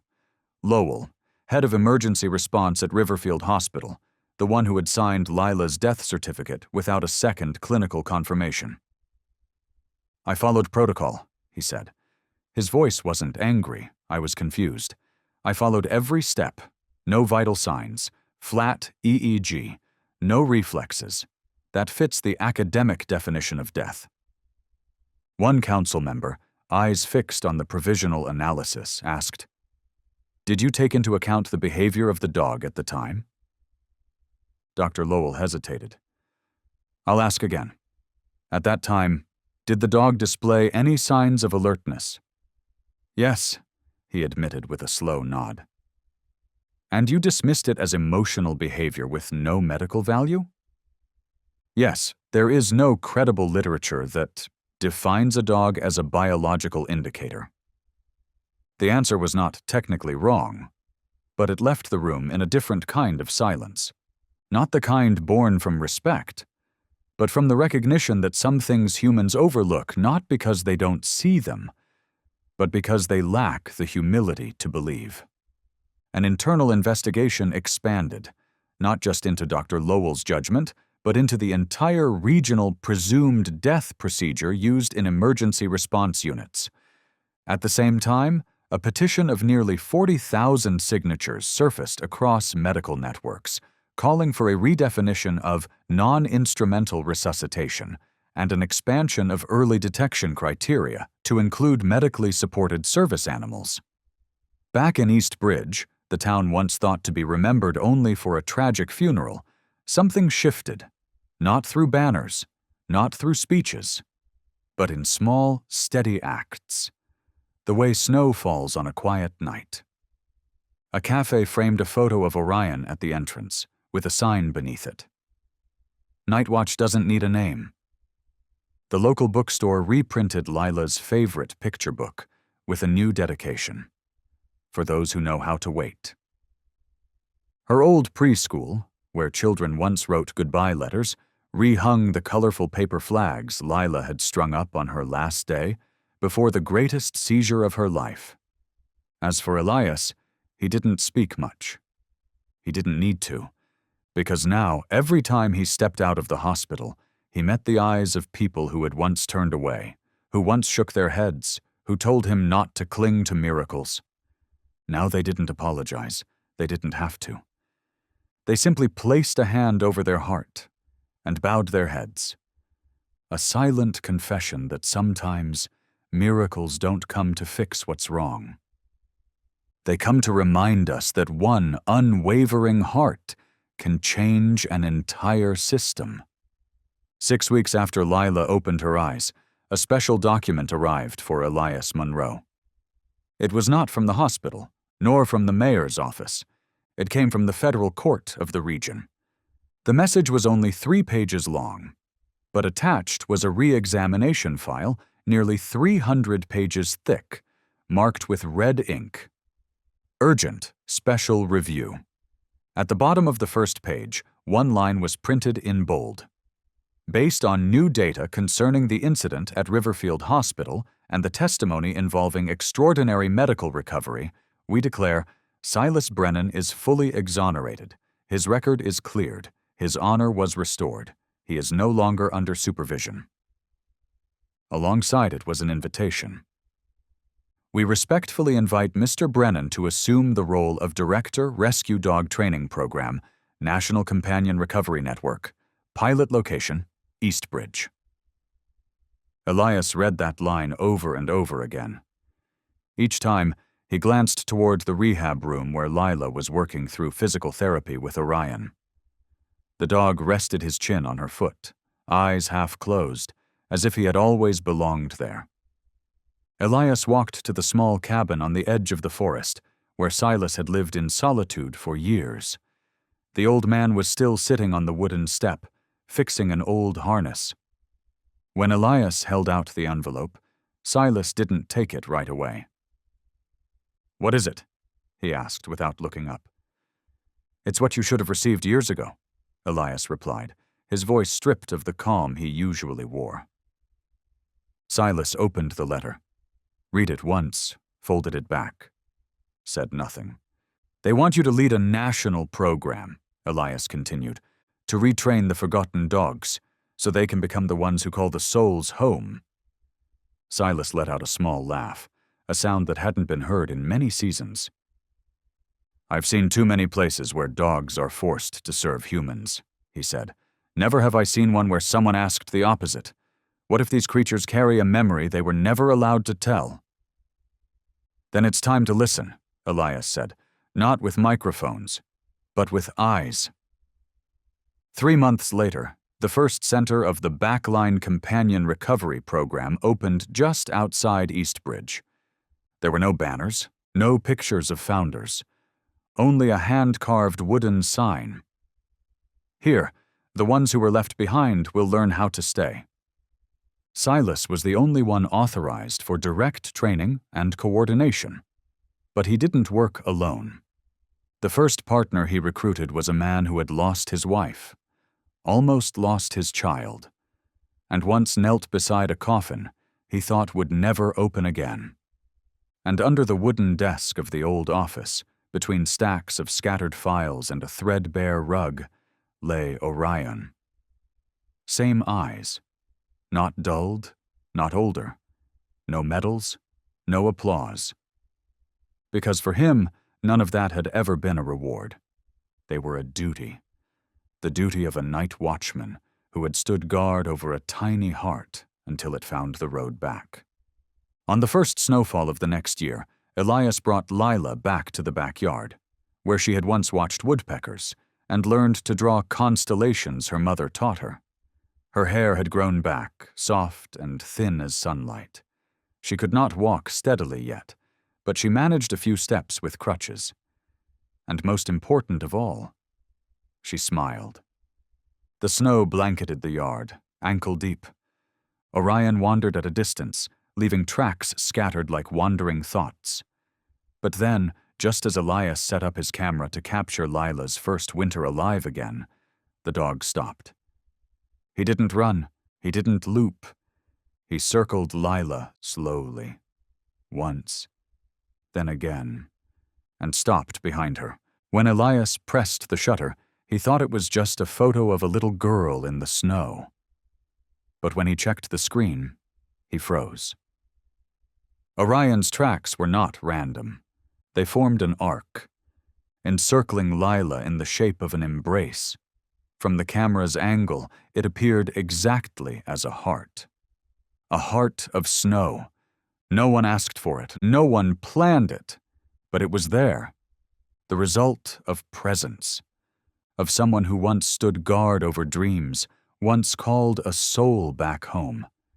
And now only needed to be close, to surround.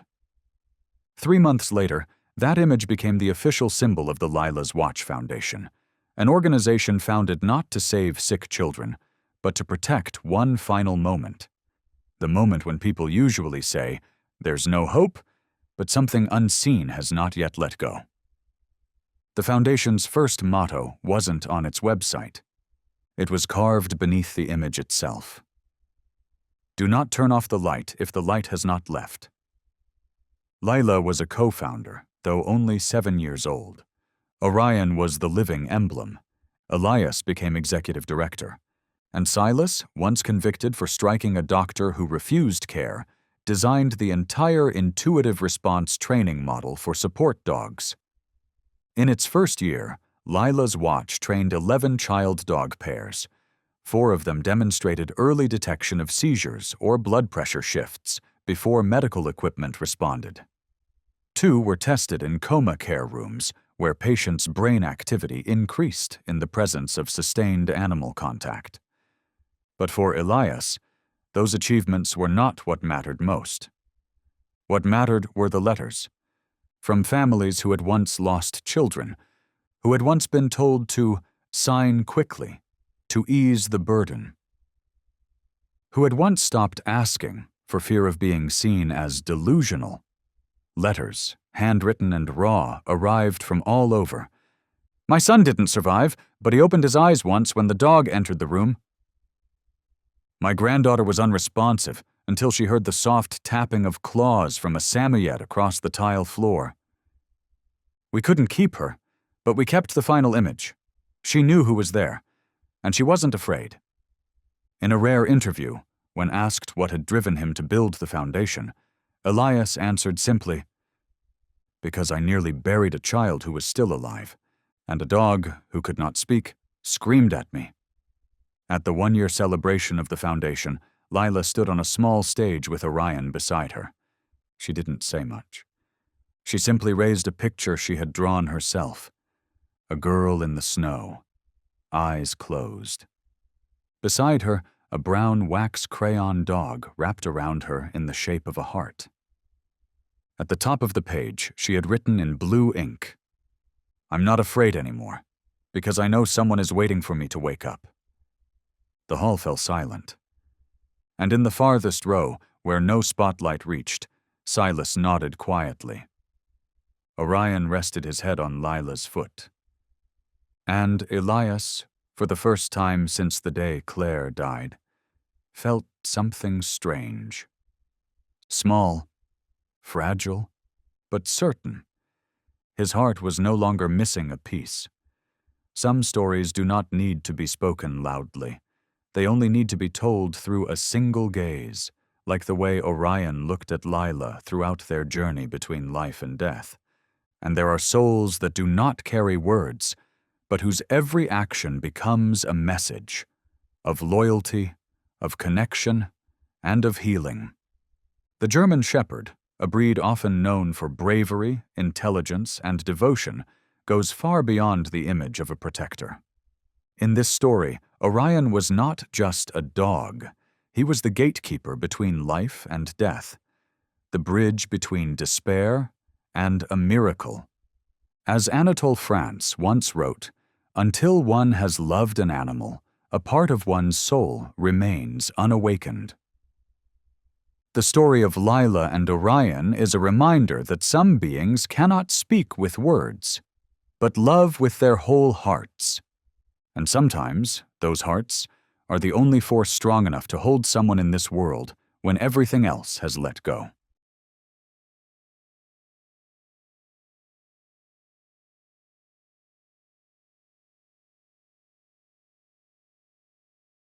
Tuesday morning.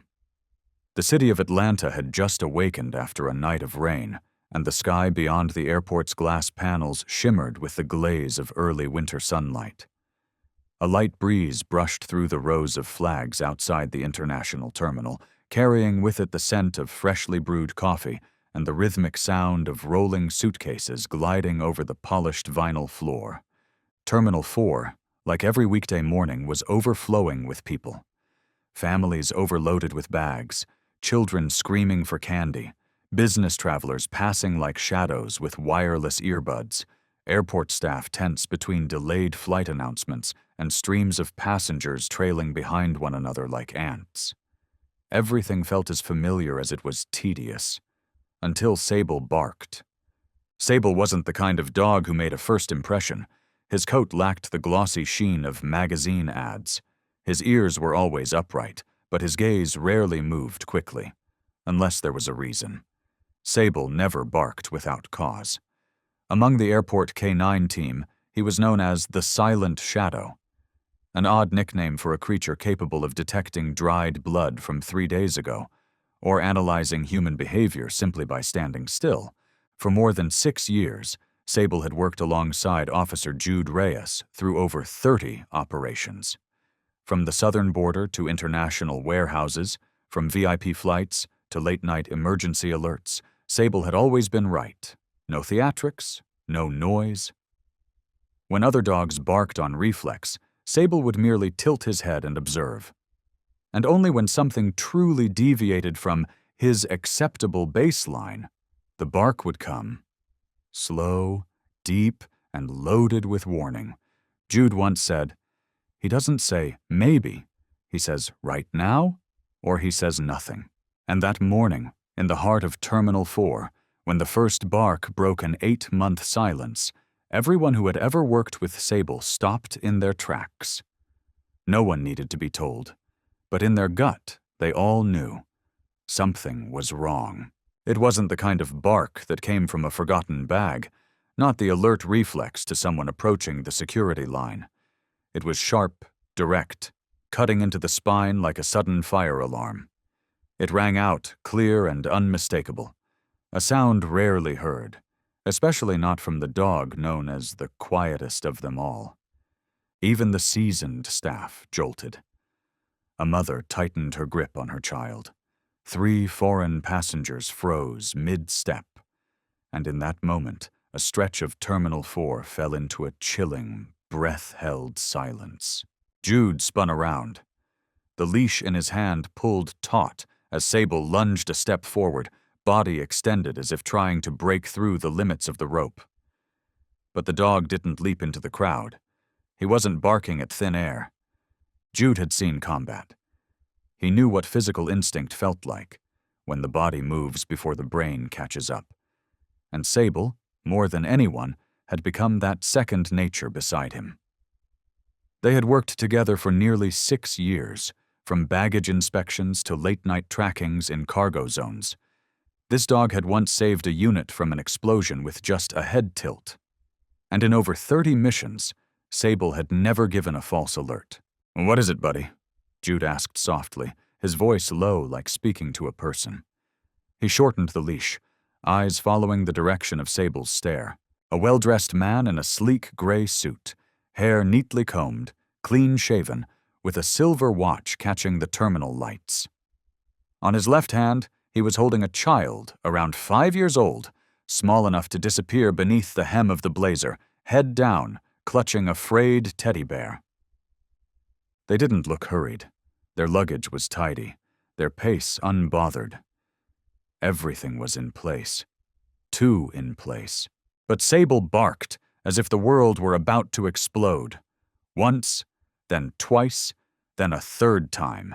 Each bark short, low, but dense enough to thicken the air like every other sound had been silenced. The man paused, turned toward Jude, a polite crease forming between his brows in a well-rehearsed smile of surprise.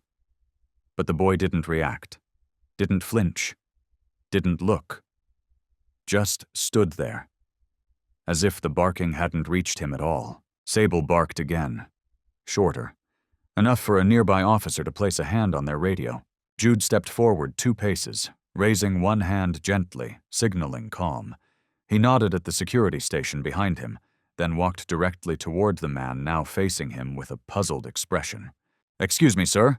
I'm Officer Jude Reyes, Airport K9 unit. Would you mind stopping for a moment?" The man smiled. A perfect smile. Not too friendly, not too stiff. His American English carried a European lilt. Light, pleasant. "Is something wrong, officer?" he asked. "I'm Thomas Whitmore, U.S. citizen. This is my son, Micah. We're connecting to Brussels." Jude nodded, eyes locked on the boy, who still didn't move at the mention of his name. The teddy bear remained limp in his arms, its head tilted, eyes open, staring at no one. Thomas pulled out a plastic-sleeved file. Passports, birth certificate, a court-issued custody order from the state of Texas. Everything in pristine order. A dossier of legitimacy. Jude glanced over the documents. Nothing seemed off. Even the boy's passport photo matched. But something inside Jude didn't match. Sable still hadn't moved. He stood planted like stone. Ears up, gaze locked, not at the bags, not at the man, at the boy. A female officer approached, gently crouching to meet Micah at eye level. "What's your name, sweetheart?" she asked softly, her voice almost melodic. No response. "You like that teddy bear?" She tilted her head slightly, hoping to catch the boy's eyes. Not a blink. Thomas interjected, his voice calm. "He's a little shy. He's been through trauma? Please don't pressure him." The cold detachment in how he said "he" instead of "my boy" didn't go unnoticed by Jude. And once again, the boy's eyes didn't move. They stayed fixed on the air in front of him, as if he were staring through everything and everyone. Jude gripped the folder in his hand and exhaled slowly.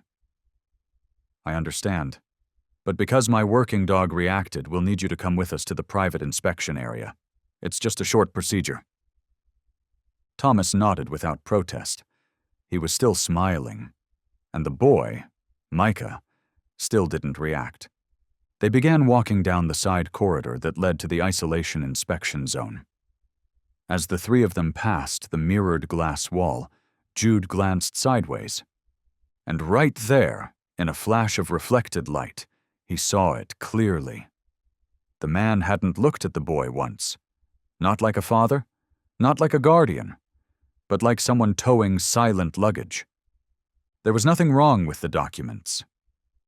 Spread neatly across the inspection table, everything looked as though it had been prepared in advance. No folds, no smudged ink. A U.S. passport, crisp visa stamps, an intact barcode, no signs of forgery.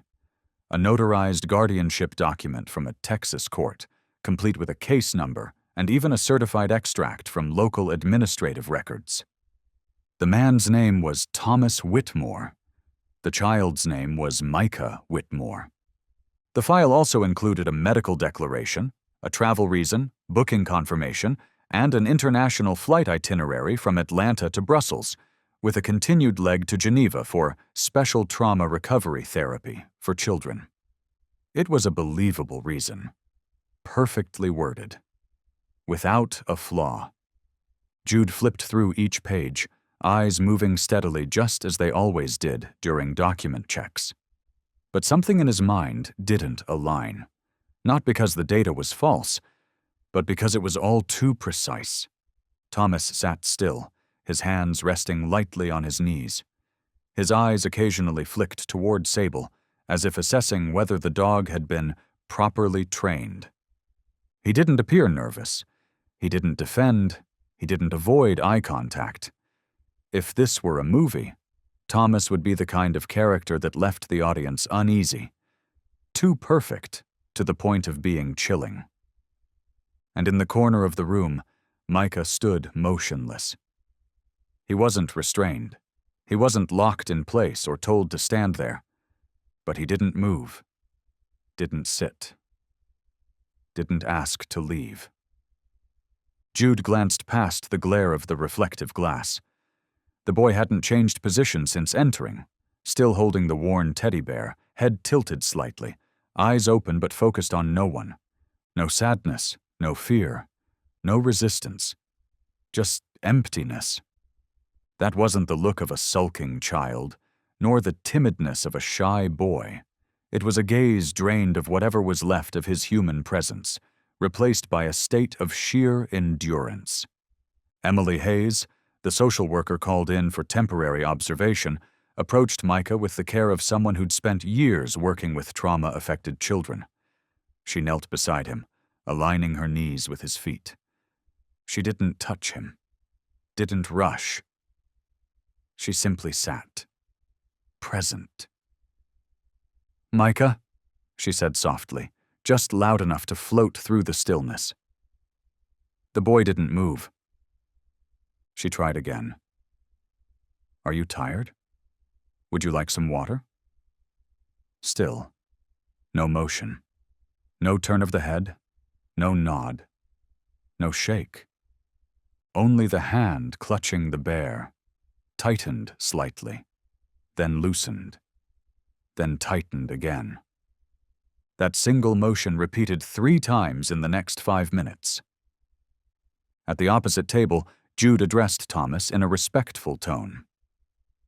"All documents are valid, but under special inspection protocol, we'll need verification from the European facility that will be receiving the child." Thomas smiled, nodded, and showed no resistance. "Of course, everything can be verified. I understand you're just following protocol. Thank you for your professionalism." Jude noted the agreeable tone, but didn't feel any relief. Something about this man's communication was too smooth, as if he had scripted every move, from expressions to phrasing to the timing of each pause. No flaws, but also no breath. And Micah had no voice. "Does the boy have any notable psychological history?" Jude asked, flipping through the medical section. Thomas answered like he'd rehearsed it. "Micah lost his mother at a young age. He was abandoned, showed signs of fearing strangers, especially female voices. I've tried to stabilize him over the past few years." Emily glanced at Jude, her brow furrowed. Something in that account didn't match the earlier records. "You said a few years?" she asked gently. Thomas didn't miss a beat. "I began the process when Micah was 3. He's 5 now. That includes the temporary care period." Emily nodded, but her eyes no longer trusted entirely. Jude stepped away from the table and moved toward Micah. Sable remained by the boy's side, quiet, still, watching, waiting. "Micah," Jude said softly, his voice as gentle as if speaking to an old friend. "You know, Sable only barks when it's something important. You heard him bark earlier, didn't you?" The boy didn't react. But his finger brushed lightly over the bear's head. Just once. And Sable, as if answering, lifted his head slightly, bringing it closer to the boy's thigh. Still not touching. That moment, only a few seconds long, was louder than any word in the file. Documents could match, but a child's eyes couldn't be faked. Jude sat down, his eyes resting on the final line of a psychological report he had read the previous year. Deeply wounded children don't scream. They go silent and wait. Wait for someone to see what they no longer have the strength to say. Jude looked up. He gazed once more through the glass. Micah was still standing there, silent, and his eyes still did not belong to the place his body occupied. He didn't shift his stance. He didn't glance around. There was none of the usual weariness seen in children kept waiting too long. No restlessness, no whining, no tears, just emptiness. A kind of emptiness Jude had encountered before, though rarely. It resembled the look found in conflict zones, when a child stands inside the rubble of a collapsed home, their parents gone, no one offering any explanation, and the sounds of their inner world have been utterly erased. And the boy standing before him now, in that small inspection room, carried exactly that same gaze. "Have you ever hugged him?" The question made Thomas raise an eyebrow slightly. "Excuse me?" Jude repeated, slower this time. "Since you became his guardian, have you ever held him?" Thomas gave a faint smile. "I don't think that kind of emotional display is necessary. I care for him, feed him, take him on every trip. Those actions say more than a hug, don't they?" Jude didn't answer, but inside something began to stir, slowly, like smoke. A doubt that didn't come from what was said, but from what wasn't. He pulled up the airport's security footage. The moment Thomas held Micah's hand as they passed through the checkpoint, then walked toward the boarding gate. The boy wasn't walking with his father. He was being towed, not led. And the man never looked down, not from being busy, not from stress. He simply didn't bother, as if it wasn't necessary. Out in the corridor, Sable was still in the exact same spot. In front of Inspection Room 2, the dog hadn't moved. An hour had passed. Staff had rotated shifts. Others had come and gone. But Sable hadn't sat down, hadn't turned his head, hadn't taken his eyes off that door. Whenever someone passed by, he would tilt his head briefly, checking, then immediately return to his previous stance. His front legs stayed locked, tail relaxed, ears erect like twin biological antennae attuned to detect the slightest unusual sound. Emily walked past a second time, holding a cold coffee, and stopped when her eyes caught the scene. "He's still there?" she asked, though she already knew the answer. Jude stepped out from the room, the door shutting softly behind him. He looked at Sable, then let out a breath. "He hasn't moved for even a second. It's like he's guarding a door, not with force, but with faith." Emily quietly sat on the nearby bench. "You trust Sable's instinct?" "It's not instinct," Jude replied. "It's reflex, like memory stored in the body." He sat beside Sable, saying nothing. The dog's eyes remained fixed on the doorframe. "He once saved me during a narcotics sweep," Jude said softly. "Every scanner missed the shipment, but he sat down in front of the bag. Didn't bark, didn't move. Inside was a packet of pills hidden inside battery casings." Emily nodded. "And this time?" Jude looked through the glass again. This time, he didn't detect a banned substance. He sensed a child who doesn't know he has the right to make a sound. Inside the room, Thomas was on his phone. Not in secret, but his fingers moved fast and precisely. Jude stepped in and glanced at the screen. A string of encrypted messages had just been sent. He immediately ordered the phone to be seized, and the communication line blocked. "What are you hiding, Thomas?" Jude asked, his voice dropping to a level that no longer carried courtesy. Thomas didn't answer. But for the first time, his composure cracked. Sweat began to form at his temples. Sable leaned forward toward the door. His ears twitched, nose inhaled deeply, and for the first time since he had started standing guard, a low growl rumbled from his throat. Emily stood up. "He hears something." "No," Jude said softly. "He senses someone about to break." Jude turned to look at Micah. The boy still didn't speak, but this time, there was a subtle shift.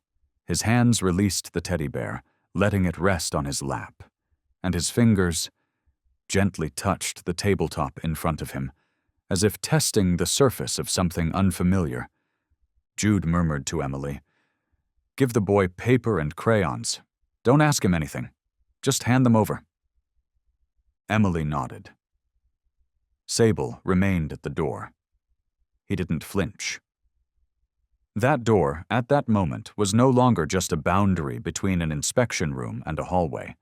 It had become the border between a truth about to take shape and a fear on the verge of being unmasked.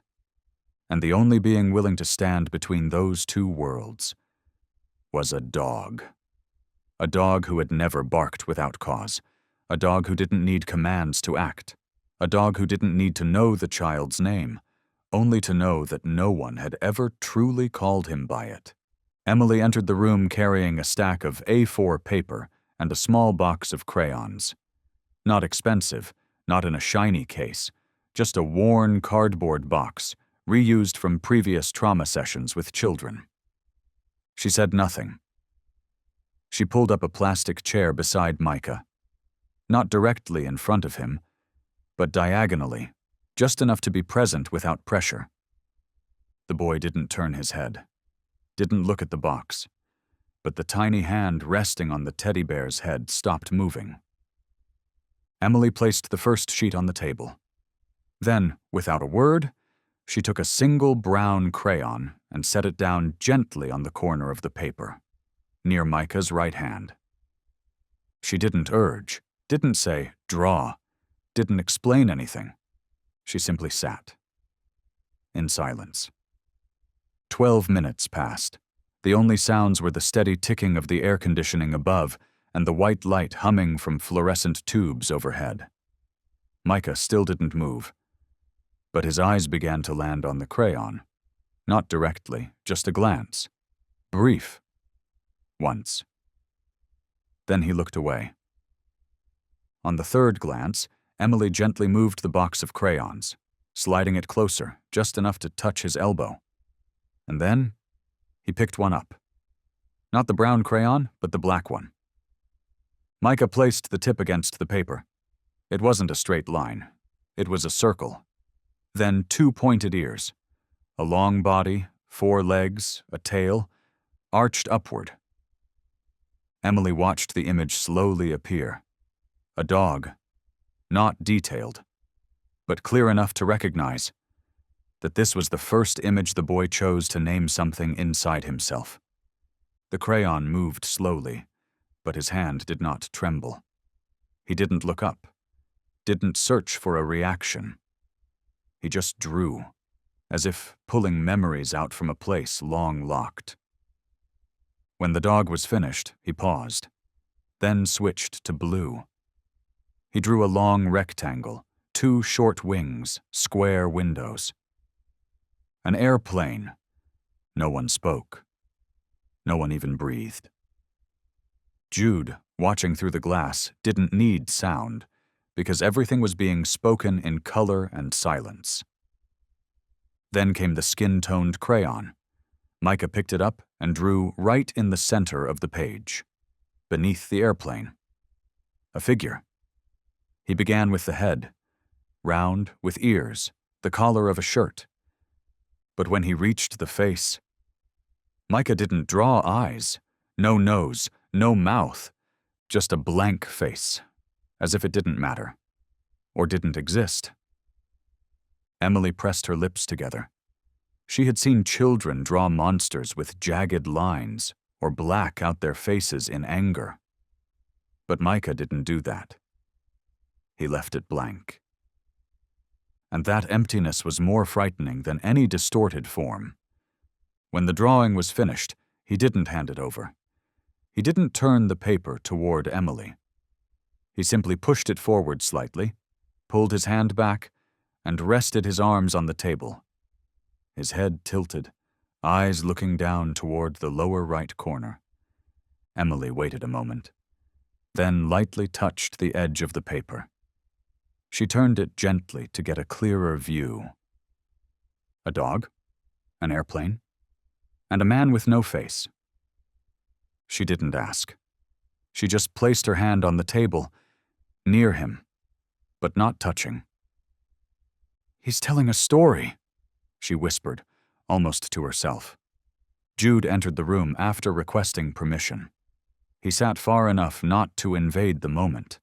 He looked at the drawing, then at Micah. The boy didn't turn his head. But his eyes, for the first time, shifted slightly toward Sable, who was still sitting just outside the door. Jude stood up, opened the door, called softly, "Sable!" He didn't need to call twice. The dog entered, moving slowly, as if he understood this space required no noise. He walked over to Micah. Didn't jump, didn't lick. He just sat beside the boy's chair and gently rested his muzzle on the child's knee. Micah didn't pull away, didn't panic. He placed his hand on Sable's head. For the first time. Without hesitation. Emily looked over at Jude, her eyes beginning to well. That's the first touch. From a child who's lived too long in a world where no one could be trusted. Jude nodded, saying nothing. Some moments don't need words. Only silence to honor the silence, just broken. Emily turned back to Micah. She didn't move her chair, didn't adjust her position. She simply shifted a little closer, just enough for him to know she was still there, but not enough to make him feel trapped.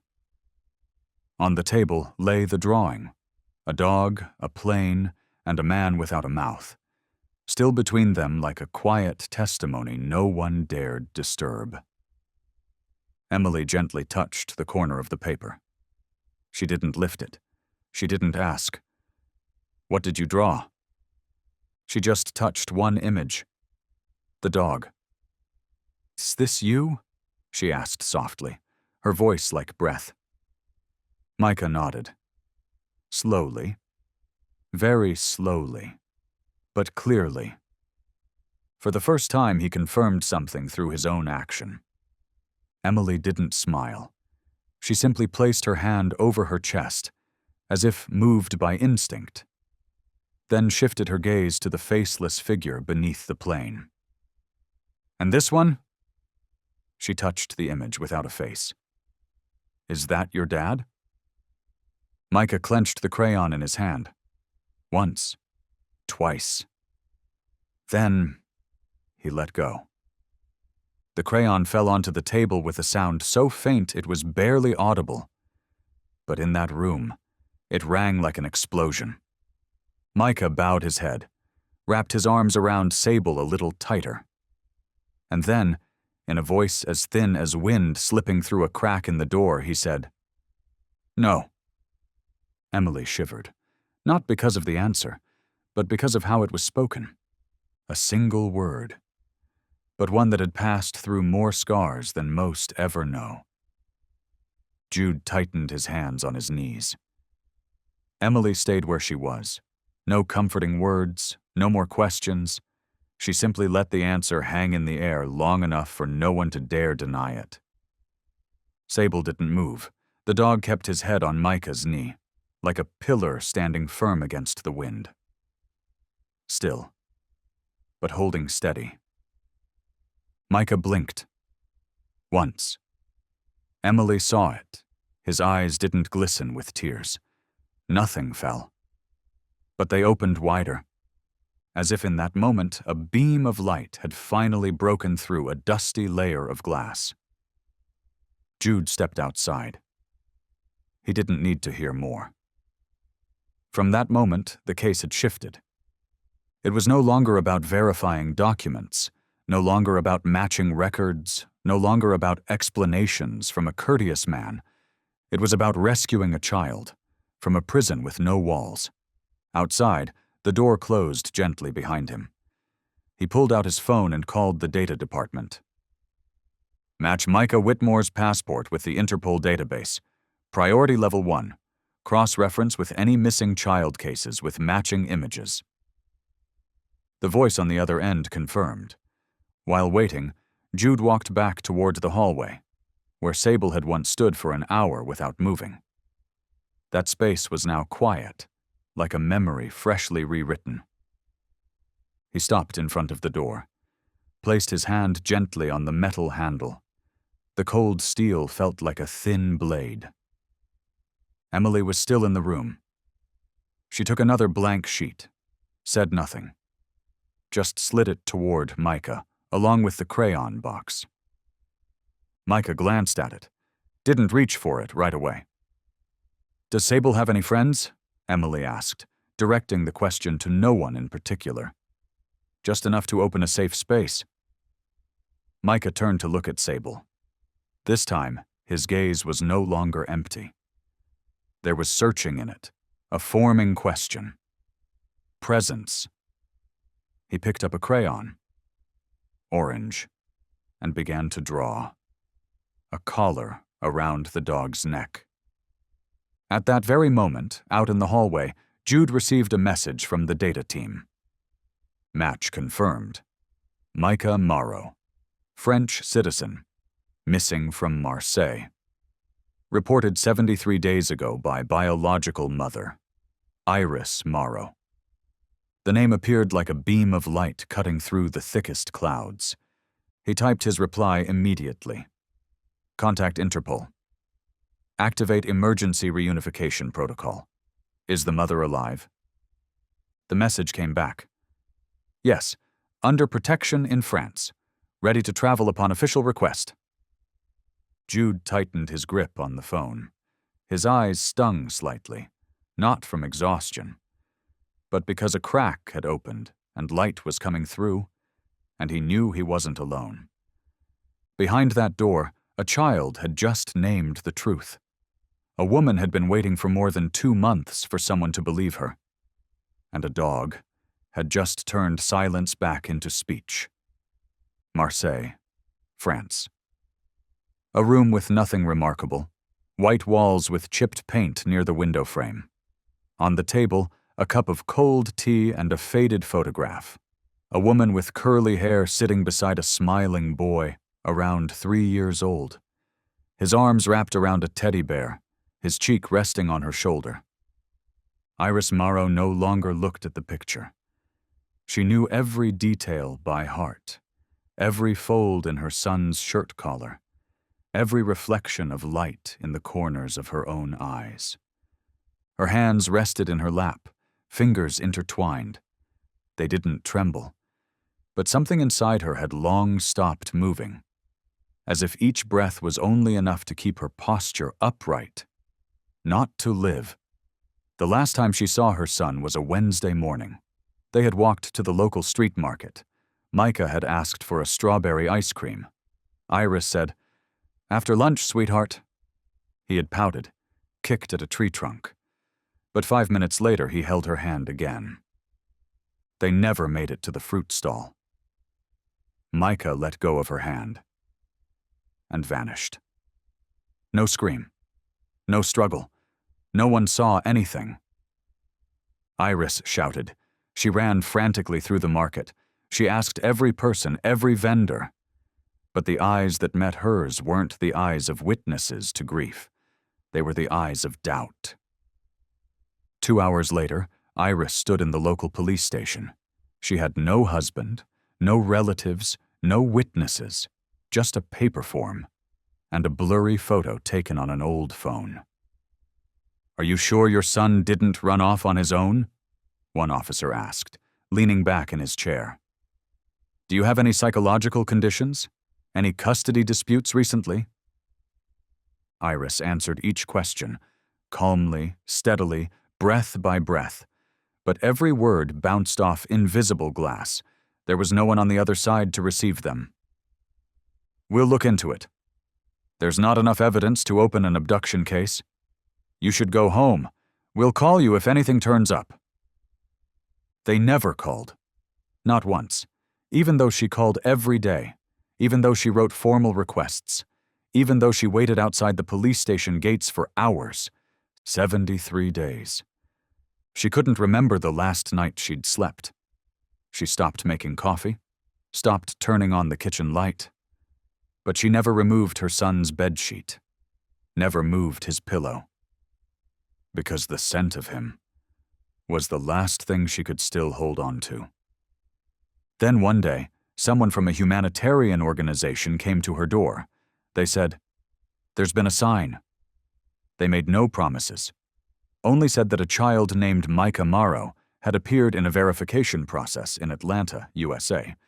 He hadn't spoken, but he had drawn, and drawn the exact dog from the bedtime storybook she used to read him. Iris didn't cry when she heard. She only sat straighter, her eyes opened wider. And for the first time, her hand reached out to touch the suitcase that had sat untouched in the corner for 2 months. Atlanta. Jude stepped out of the Family Protection Office, holding an official document. He signed the activation order for emergency reunification, under the UN Convention for Missing Children. A special aircraft would bring Iris within the next 12 hours. He checked the time. It was past midnight. But inside him, something had just been set in motion. Not a protocol, a promise. Inside a private room at the center, Micah had fallen asleep. Sable lay at the foot of the bed. No command had been given, no light needed. He simply lay there, breathing steadily, like waves brushing a distant shore. Emily stepped quietly inside. She pulled the blanket gently over the boy's shoulder. Micah didn't wake, but his hand still rested near Sable's head. As if the boy knew, when he woke, something would have changed. In Marseille, in the holding area for the special flight, Iris sat close to the window. Her eyes didn't leave the night outside, even though nothing was visible beyond the glow of street lamps against fogged glass. She closed her eyes, for the first time in days, and in that brief moment, she saw Micah smile. Not in a photo, not in a memory, but in the future. The sound of a distant boarding call echoed, fading from her ears like the end of a dream. In the darkness behind her eyelids, the dream brought her back to that day.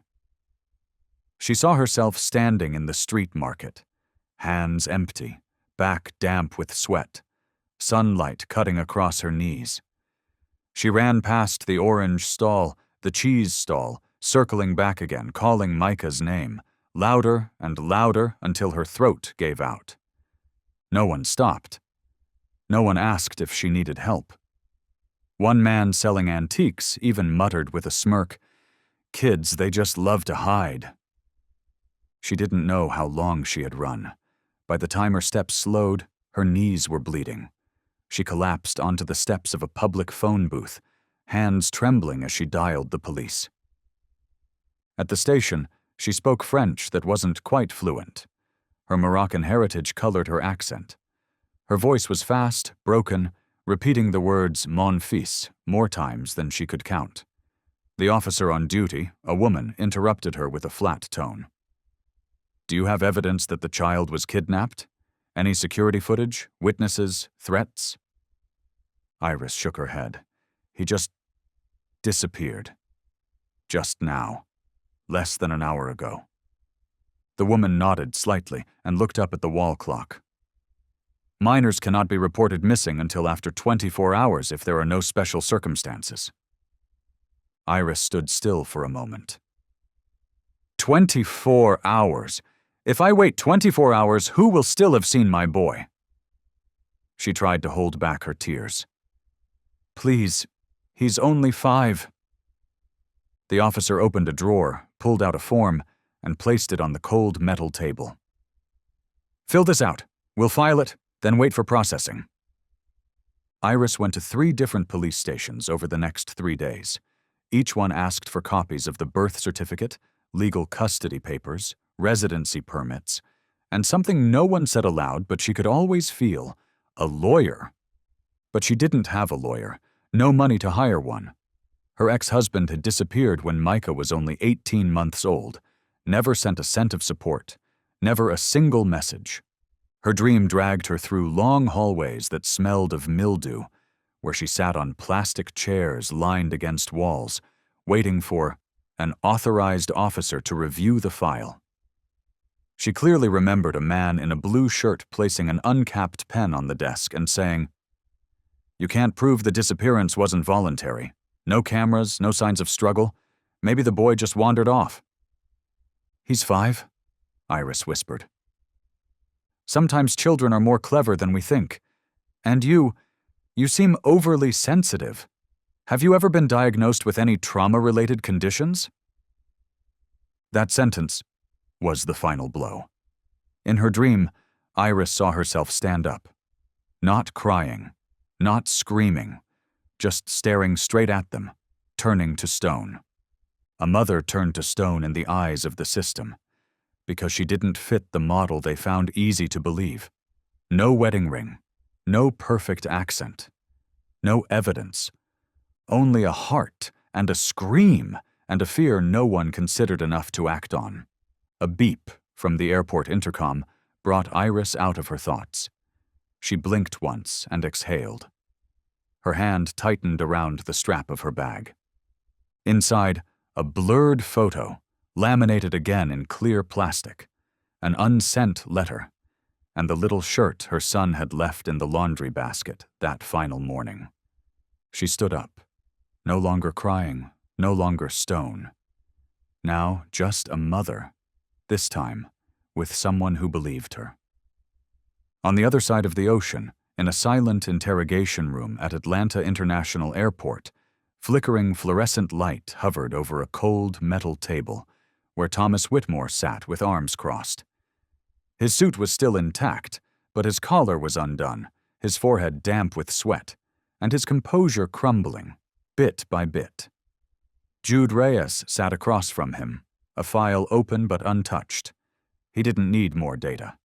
He needed the truth. Truth Thomas no longer had the strength to conceal. Jude's voice wasn't raised. It wasn't harsh. It was steady and slow, like water dripping in a silent room. Micah Morrow, 5 years old. Missing from Marseille 73 days ago. You brought him into the United States using a forged passport, guardianship documents from a local Texas court, fabricated outside of federal procedures. Thomas didn't deny it. He simply shifted in his seat, leaning back.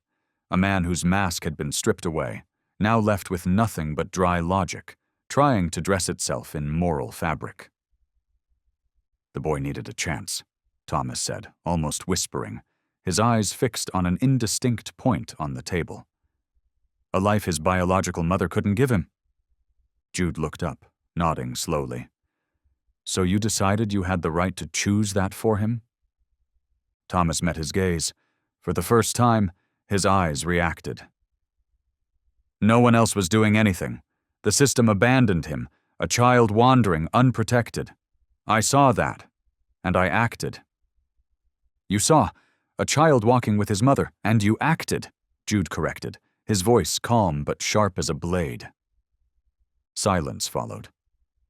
A soft whistle of wind filtered through the auxiliary door, sounding eerily familiar, like a scream no one heard in the Marseille market 73 days ago. Thomas tapped his finger lightly on the table. She was unfit. I watched her, I knew. She lived alone, no stable job, no lawyer, no one to speak for her. If I hadn't stepped in, that boy would have grown up in emotional chaos, in poverty and instability. I took him out of that. I gave him a future.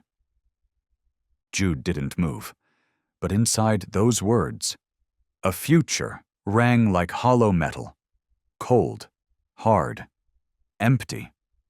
What kind of future begins by erasing memory? What kind of future begins with a false identity?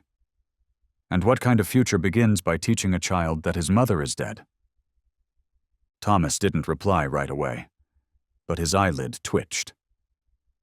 Jude sat upright, placing his hand gently on the file.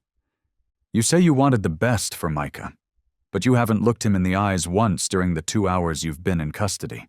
You haven't hugged him. You haven't comforted him. You didn't even ask how he was. And when someone asked, "Is that your father?" the boy let go of the crayon and whispered, "No."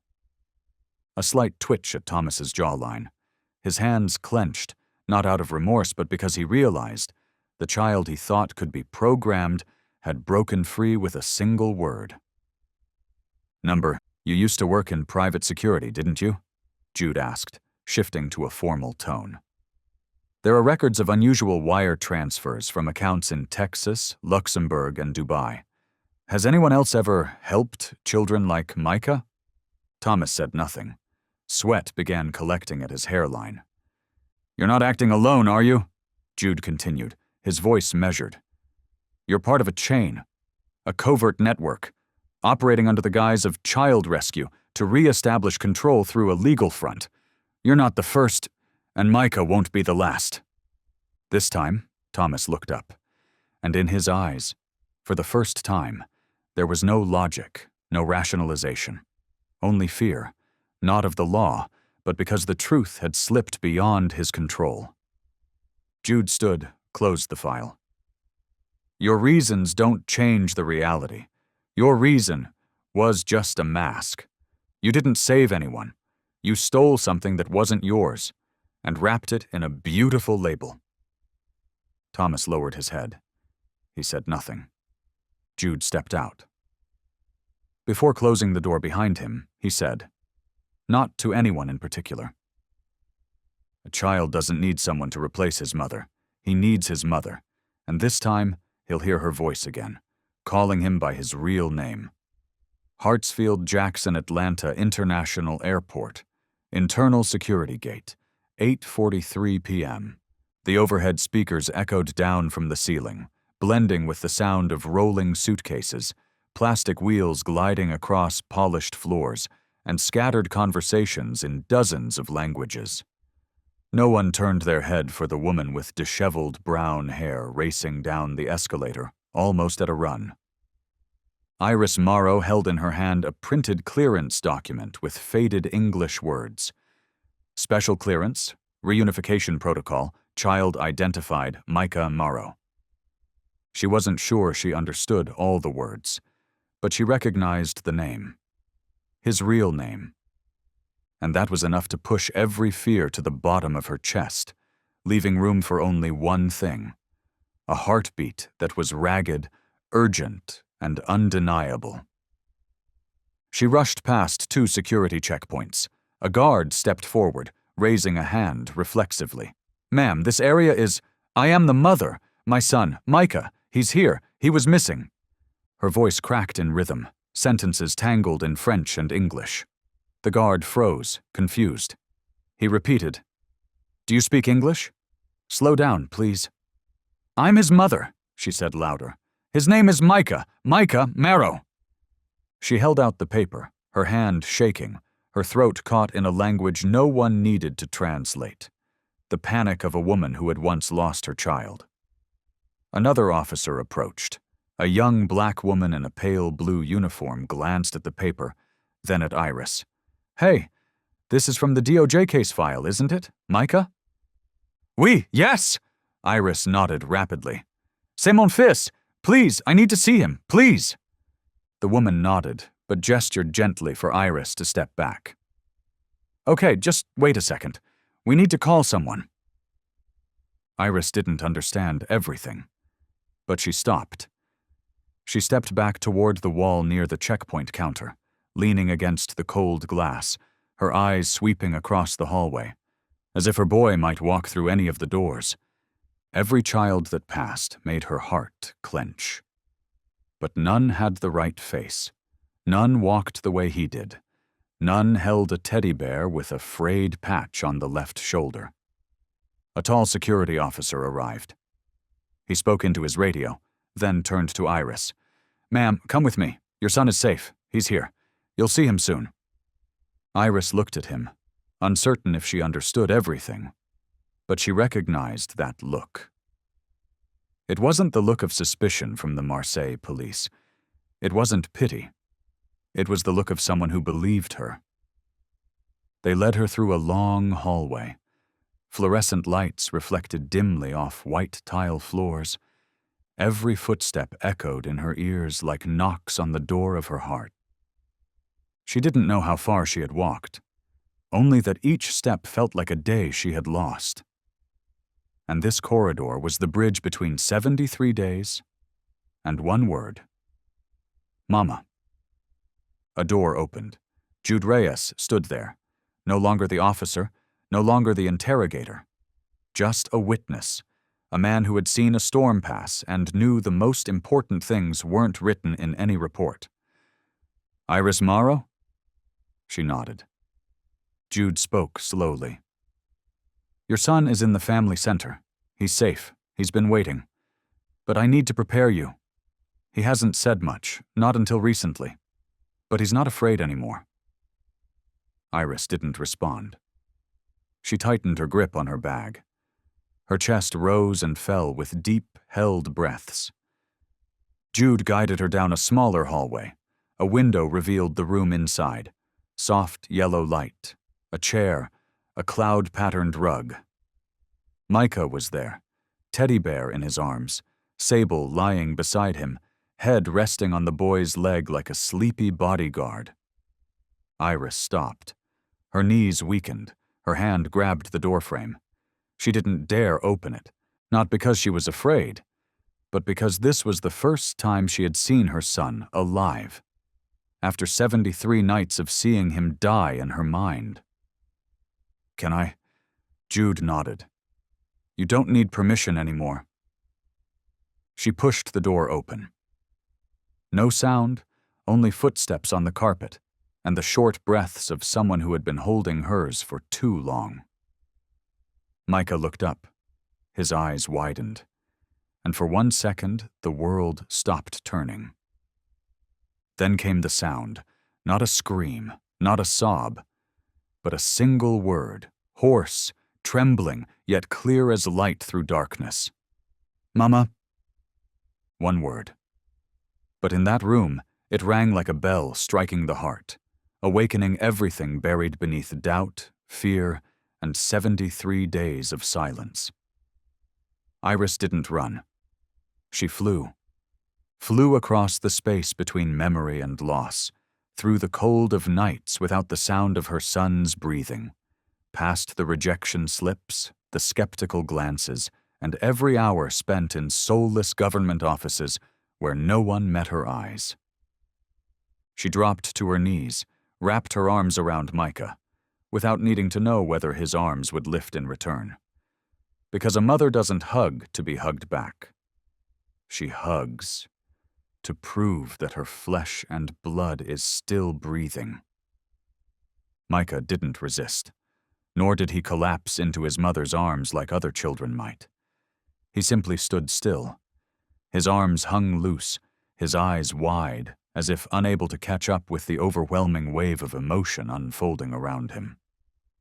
Everything came too fast, too real, too warm, so much so that he didn't know what to do with it, except stand still and wait for himself to believe. And then 2 tears rolled down his small cheeks. Slow, silent, no sobbing, no expression. Just drops, melting from a place that had been frozen too long, now thawing in a way he didn't yet know how to handle. Outside the terminal, beyond the thick glass and the soft glide of footsteps across polished floors, the song "What Are Words" began playing from the ceiling speakers. No one knew who selected it. No one noticed it at first. But in the moment the mother and child embraced, the first lyrics echoed like a voice from another soul. What are words if you really don't mean them when you say them? The voice was low, drawn out, resonating through the walls of time. No one in that room spoke, but the song seemed to do it for them. What are words if they're only for good times, then they don't? Iris held the boy tighter. Her hands trembled. Not from fear, but because in that moment, she could feel her son's ribs pressing against her chest, and she knew he was really, truly still here. Not in a photo, not in a dream, but in warmth, in pulse, in breath. When it's love, yeah, you say them out loud. Those words, they never go away. The song continued, not too loud, not demanding attention. But to Iris, it was the voice of a heart that had once screamed in vain, and to Micah, It was a lullaby from something he had forgotten the name of. Trust. She didn't speak, didn't ask, "Do you remember me?" Didn't repeat "Mama" as if needing more proof. She just held Micah as if letting go would collapse the world all over again. And in that embrace, the boy didn't smile, didn't cry out. He just listened. Listened to his mother's heartbeat. Listened to his own breathing respond. Listened to the song, intentional or not, saying what both of them could not. They live on even when we're gone. Sable stood behind them, ears perked, still, eyes fixed on the door, but his tail wagged. Once, softly, as if translating the lyrics, not into words, but into instinct.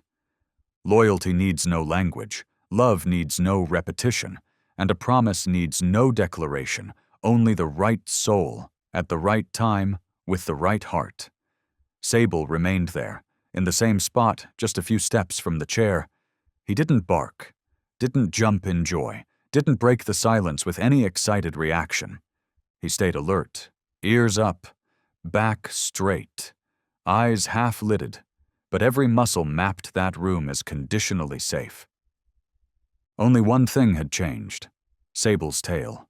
It wagged gently, not fast, not eager, just one beat, then paused, then one more.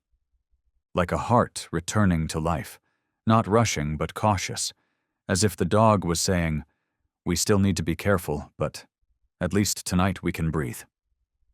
That evening, at the Family Protection Center, a small room was prepared for the mother and child. The twin bed was replaced with a double, fresh blankets, an amber nightlight. And beside the bed, Sable was allowed in without asking. Emily stood in the doorway, watching the scene like a painting she knew she'd never forget.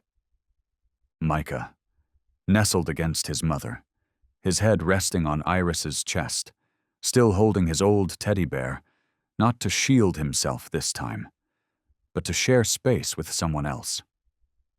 Iris placed her hand on his forehead, brushing his hair gently, a habit she hadn't dared to do even in dreams for the past 2.5 months. And Sable, he lay right beside the bed, not curling around their heads, not squeezing onto the warm rug, but placing himself where he could see both the door and the child's breath. Lying on his side, front paws parallel, ears still up, tail curled in, eyes closed, but his ears never slept. Outside, the wind picked up. A security light flickered once in the hallway. A distant siren sounded from the airport grounds, then dissolved into the night. Sable didn't move. He stayed there, motionless, like part of the room's architecture, like a lock that needed no key, like a biological alarm that required no wiring, like a promise. That, if someone comes to take you again, this time I won't let it happen. A mother had awakened from a nightmare. A child had been called by his real name. And a dog, without needing to be told, had chosen to keep his promise all night, never looking away from the space in front of the door.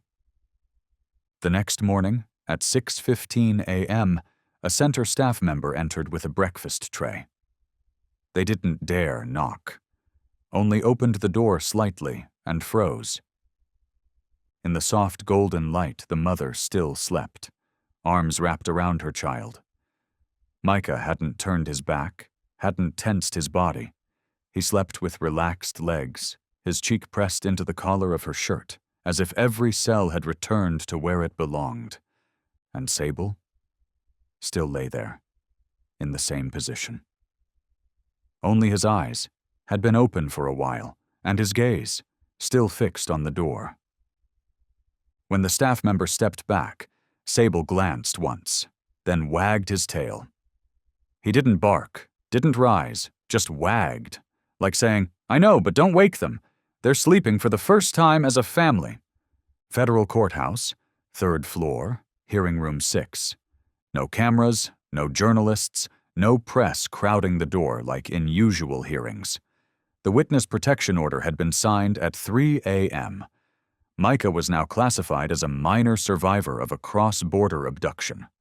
No images permitted, no statements allowed outside the courtroom until the session was complete. Judge Audrey Lynn, an Asian American woman in her 50s, known for her uncompromising rulings in child abuse cases, sat upright at the bench. Her face was bare, no makeup. Her glasses were thick, but her gaze was sharp as a blade that needed no honing. Across from her sat Thomas Whitmore, his wrists bound by thin steel cuffs that didn't catch the light. His face looked thinner, his eyes sunken. No suit, no tie. Just a gray prison uniform, and a man who no longer controlled anything except his own breath. Iris Morrow entered. She wore a white button-down shirt with the sleeves rolled up, plain slacks, and no makeup. No private attorney, no legal representative. Only presence, and her voice, heard clearly now for the first time, uninterrupted by procedure. She was called to the witness stand. Micah sat below, next to a child welfare specialist. He didn't hold a stuffed toy, but one of his hands rested gently on Sable's head, the dog lying quietly beneath him like a silent anchor. "Mrs. Morrow?" Judge Audrey nodded. "We've reviewed the full report, photographs, verified documents, and the evidence regarding Mr. Thomas Whitmore's removal of your son from European territory using falsified paperwork. But I want to hear it from you." Iris nodded. She didn't look at Whitmore. She looked at Micah. "For 73 days, I knocked on every door, police, legal aid, advocacy groups, but no one opened for me. I had no lawyer, no collateral, no one to confirm I was a good enough mother. All I had was my voice and an old photo." Her voice was steady, each word etched more than spoken. "They said I was paranoid. They told me to rest, that maybe my son had just wandered off somewhere, that I was overreacting." Micah lowered his head.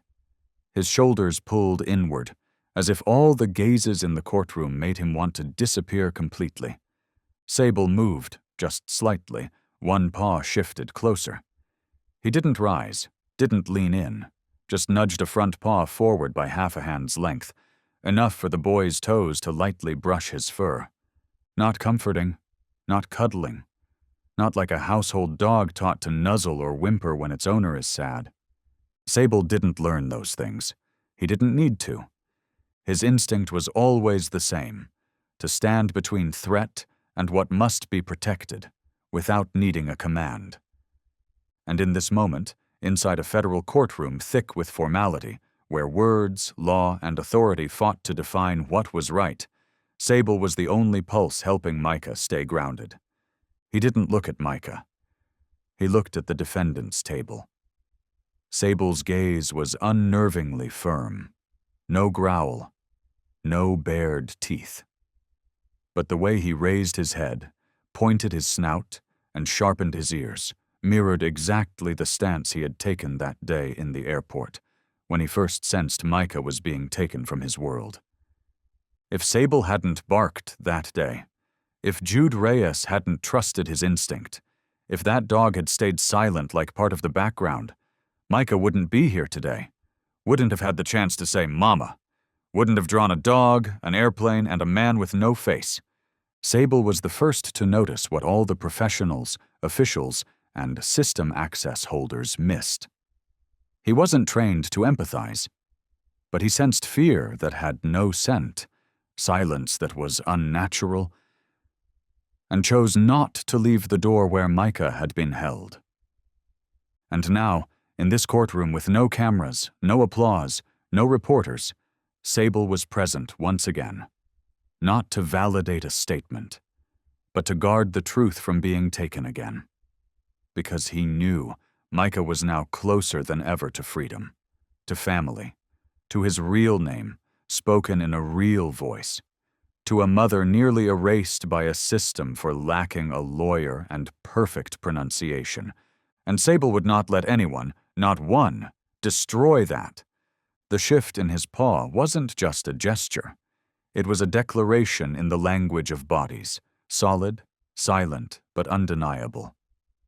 I am here. I know you're scared. I brought you this far. And if anyone thinks they can pull you back into darkness, they'll have to go through me first. Sable needed no applause, no medal. He only needed to stay where he belonged, between the child and the world, between the one who caused the harm and the doorway to healing. Micah felt the shift. He didn't look down, didn't glance, but he slowly extended a finger and touched the fur on Sable's paw. Not to pet, just to touch. A silent message. I know. Thank you for not leaving. In that moment, every testimony faded.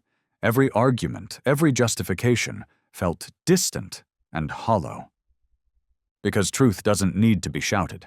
It only needs to be protected. And Sable was doing exactly that.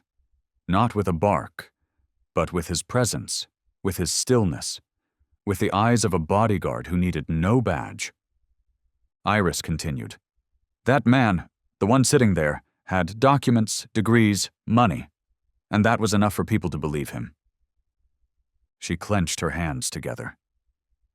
But Micah didn't speak, not because he was afraid, but because the world had convinced my son that no one was listening. Across the bench, Thomas closed his eyes, not in repentance, but to block out sounds he no longer had the power to erase. Mr. Whitmore, the prosecutor stood. We have records of a wire transfer between you and an account in Luxembourg. Copies of internal correspondence between law offices in Texas indicate you had legal backing. Do you wish to respond? Thomas exhaled. His chin trembled slightly. That boy was never going to have a future. I was just trying to fix what the system failed to do. That boy, Judge Audrey repeated, narrowing her eyes. You mean Micah? Thomas gave a slight nod. The courtroom fell utterly silent. The prosecutor stepped closer. That boy didn't smile for over 2 months, didn't speak, didn't resist, until he was given paper and crayons. He drew a dog, a plane, and a man without a mouth. Micah looked up, very slowly, as if aware they were speaking of him. Then, the prosecutor continued, we asked, Is this you? He nodded. We asked, Is this your father? And he threw the crayon. The prosecutor moved before the bench. And he said one word, no. No one spoke. No one moved. Only the soft rustle of fabric, the faint squeak of Sable's paw on stone. And then, Judge Audrey gently turned to Micah. Micah, she said, would you like to say something? Micah turned to Emily, the social worker. She gave a slight, reassuring nod. Micah bowed his head. Then, placed both hands on Sable's head. He whispered, barely audible. I didn't choose to go with him. I waited for my mom. And I knew, because Sable didn't leave the door. Midday sunlight streamed through the tall window. On the floor, the shadow of a dog stretched long and still, but in his steady breath, a broken justice system was beginning again. 3 hours later, the verdict was delivered. Thomas Whitmore, guilty of international abduction, document forgery, and violating the United Nations Convention on the Rights of the Child. No bail. Permanent revocation of all guardianship rights. All custodial rights to Micah were restored to Iris Morrow under federal legal protection. No applause, no cheers. Only Micah, who stood up, one hand holding his bear, the other resting on Sable's head, whispering, We're going home now, the night after the trial. There was no longer the echo of a gavel ringing through a cold chamber. No more paperwork, no more evidence. No more judgmental glances that cut through messy hair, thin arms, and mispronounced words. only the soft amber glow of a nightlight on the wall, casting shadows of 3 living beings sharing one sleep. Iris, her breathing slowed for the first time in 2.5 months, not needing to wake in the middle of the night to cry. Micah, curled against her, his small hand still gripping the worn teddy bear. And Sable, lying at the edge of the rug, not fully asleep, but his shoulders had relaxed, his legs tucked in for the first time. Emily stood outside, leaning against the doorframe. She didn't want to step inside. There was no need to disturb. She simply stood in stillness, like the final sentry at the edge of a space that had just begun to heal. And in that moment, memory returned, slow and clear, like waves drifting across an undisturbed lake. The first time the boy whispered, "No," it hadn't sounded like any refusal she had ever heard. It wasn't protest. It had no force, no color. It didn't leave his mouth. It dissolved from his heart, like a door that had never opened, finally exhaling. Like a hairline crack on frozen glass, not enough to break, but enough to let out a fragile, aching groan. No one in the room was sure he had spoken. Only Emily. She saw Micah's fingers grip the crayon, then let it fall. And in that instant, Sable shifted. No cue was given, no command. The dog raised his head and gently placed his muzzle on Micah's knee, not like an animal trained for emotional support, but like the only being who had heard the sound of a soul hitting bottom. He hadn't heard words. He had heard silence, not the suspicious silence of interrogation rooms, not the dead quiet of an empty space, but silence that had shape, silence that knew fear, silence that had a taste, silence like the color of ash after fire, not smoking, but still warm beneath. Emily had worked with hundreds of children, abused, abducted, forgotten. Some screamed unconsciously, some repeated one sentence hundreds of times, some drew eyes that never blinked. But Micah was different. He was so quiet. His presence felt like a dim bulb, not bright enough for anyone to notice, not dark enough for someone to think it needed fixing. And that was the most terrifying part. The way Micah existed, as if even he believed he wasn't worth being found. And then he dropped the crayon and whispered, "No." One word, one breath, one broken rhythm. But to Emily, it was the first drumbeat of a silent alarm. Sable reacted before she did. He didn't stretch, didn't make a sound. He only lifted his head, like a wolf that had learned the sound of snow cracking beneath the predator's feet. The way Sable positioned himself, not to interrupt, not to intrude, but to place his body in the only space that stood between the child and whatever waited beyond that room, made Emily shiver. Not because Sable was special, but because he understood. Silence does not mean absence. It only needs a different kind of ear. From that moment, Emily never looked at Sable the same way again. He wasn't just a working dog. He was the final boundary between a child pushed out by the system and the only thing that could call his soul back by name, a mother. She stepped away from the doorway. Outside, the air was crisp. A thin mist curled around the corridor leading to the back courtyard of the center. The instinct to protect someone does not come from protocol. It comes from listening. And listening does not begin with the ears. It begins with presence. Sable had heard that boy before anyone else had. He heard it in the way footsteps were dragged without notice. He heard it in an unfocused gaze that had no place to land. He heard it in the shallow breath just outside the interrogation room door, where the boy stood for 40 minutes, completely still.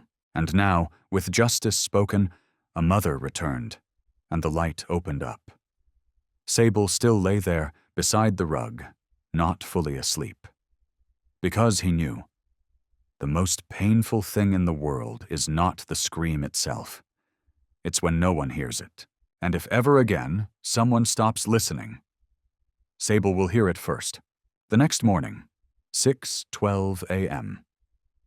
The first sunlight of a new month filtered through the curtains of room 17 in the Family Protection Center. Iris was still asleep, her first dreamless sleep in 73 days. Micah was still nestled against his mother's chest, breathing evenly. The teddy bear had fallen to one side, but his hand still touched something else. Sable's front paw. No one placed it there. No one arranged it.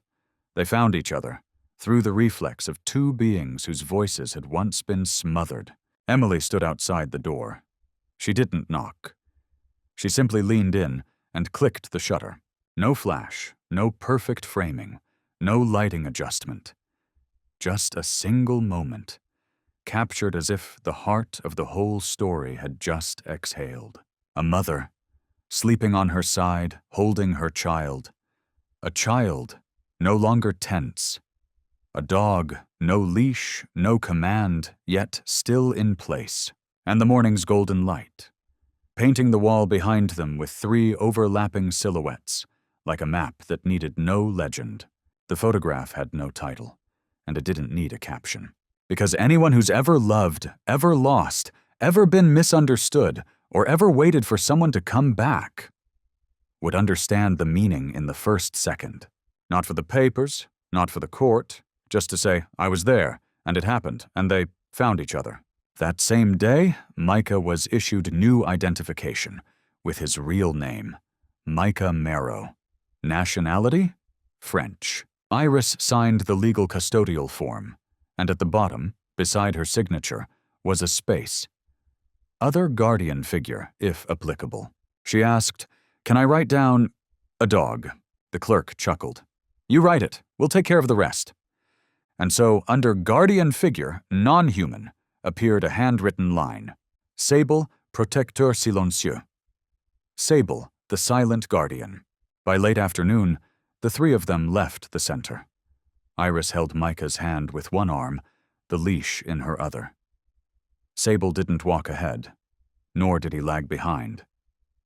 He walked exactly the right distance to keep both of them in his line of sight. They passed through a small park near the airport, a place that, for some reason today, had no one sitting on the benches. Micah sat down first. He said nothing. He simply pulled a small scrap of paper from his jacket pocket and started drawing something rough and childlike. Iris leaned over. It was a picture of a house. And beneath the roof, three round figures, one big, one small, and one with pointy ears. No one explained, no one needed to ask. Micah simply pushed the paper toward his mother, then bent down and wrapped his arms around Sable's neck, for the first time, tightly, not from fear, not from gratitude, but from understanding. If it weren't for you, I would have disappeared, and no one would have known. At the edge of the park, an aging photographer walked by. He paused for a few seconds, then quietly raised his camera. No request, no conversation, just a professional instinct, when seeing three beings layered into the day's last light, like three distinct colors: trust, peace, and survival. A week later, a short column was published, excerpted from Atlanta Human Voice, Sunday morning edition, statewide release. The dog who disobeyed to save a child. There was no siren, no dramatic chase, no blood, no scream, just one bark, a single bark, that cut through the noise at Atlanta International Airport one morning last month, and a glance almost no one noticed. Because of that, a 5-year-old boy didn't disappear. A mother didn't live in doubt forever. And a dog, one who was never allowed to act without command, chose not to wait for anyone's permission. The boy's name is Micah Marrow, 5 years old. He went missing from a street market in Marseille, France, nearly 3 months ago. His mother's name is Iris Marrow, a single woman, without a lawyer, without an advocate, without anyone believing her. The man arrested, Thomas Whitmore, a private security advisor with a spotless resume that read like a training manual. And the dog, the reason this article exists, is Sable. Sable is a K9 service dog assigned to airport security. He had participated in over 30 inspection operations, known for his calm demeanor, sharp precision, and a reputation for never barking without reason. But that day, among the endless stream of passengers at Terminal 4, Sable barked. And kept barking. Not because of suspicious luggage, not because of drugs, but because of a well-dressed man holding the hand of a little boy. A boy who didn't smile, didn't speak, didn't react, didn't look at anyone. Officer Jude Reyes, the K-9 handler on duty with Sable that morning, recounted, "I've seen Sable react to narcotics hidden in nail polish bottles. But this time, there was no scent, no object, just a child, whose eyes didn't belong to himself." The boy had a passport. Name, Micah Whitmore. Legal guardian, Thomas Whitmore. Guardianship papers from Texas. Valid visa. Everything in order. But the boy didn't have his real name. He had a name created to justify a disappearance. Sable, by protocol, should not have reacted without a clear trigger. A service dog is trained to avoid false alarms, to stay silent unless there is cause. But that day, Sable didn't wait for a command. He stood between the man and the boarding gate. He guarded the interrogation room for nearly 40 minutes, never moving an inch. And during that time, the file was reopened, records re-examined, and the boy's real name was found. Micah Morrow, missing for 73 days, and no one believed.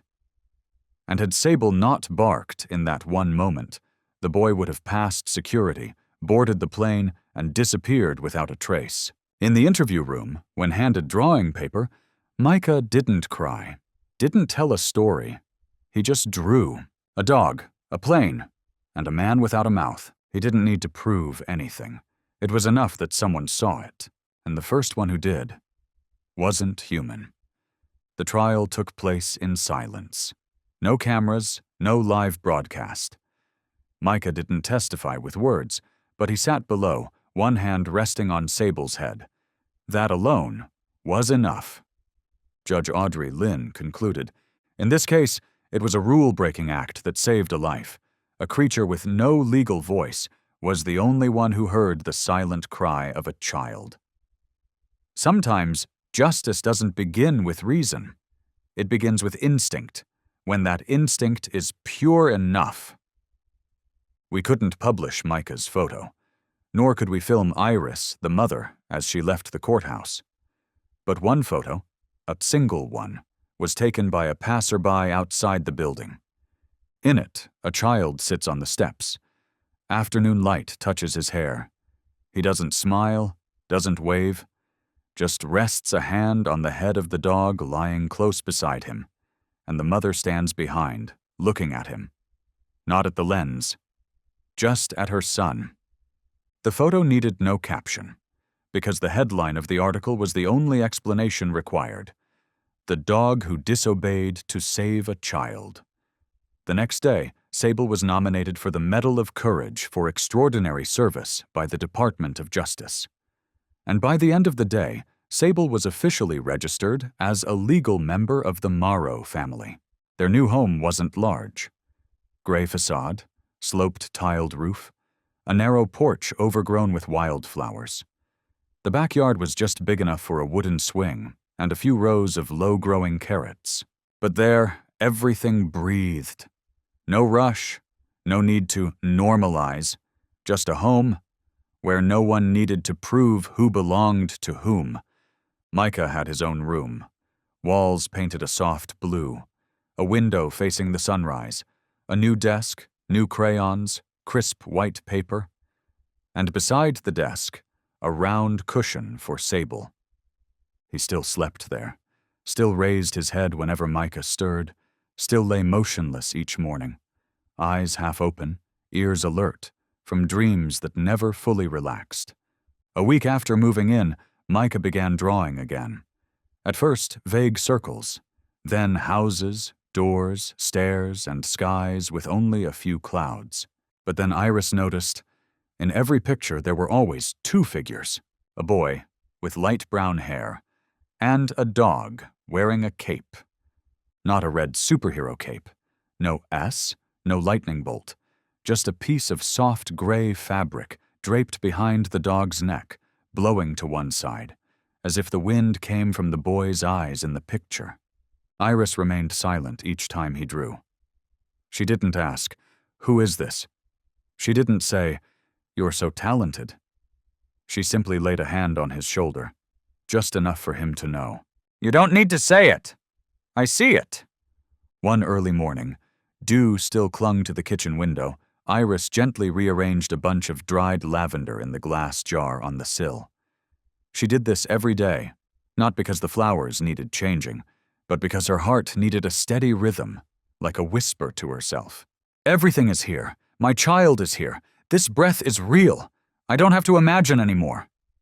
Sunlight streamed through the sheer curtain, pouring onto her hand like soft golden honey. Everything was still.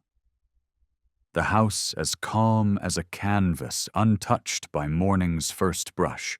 And then, from behind, a voice spoke, clear, whole, no stutter, no whisper. "I'm going to hang this over my bed." Iris froze, her hand still resting on the jar. 1 second. 2. 3.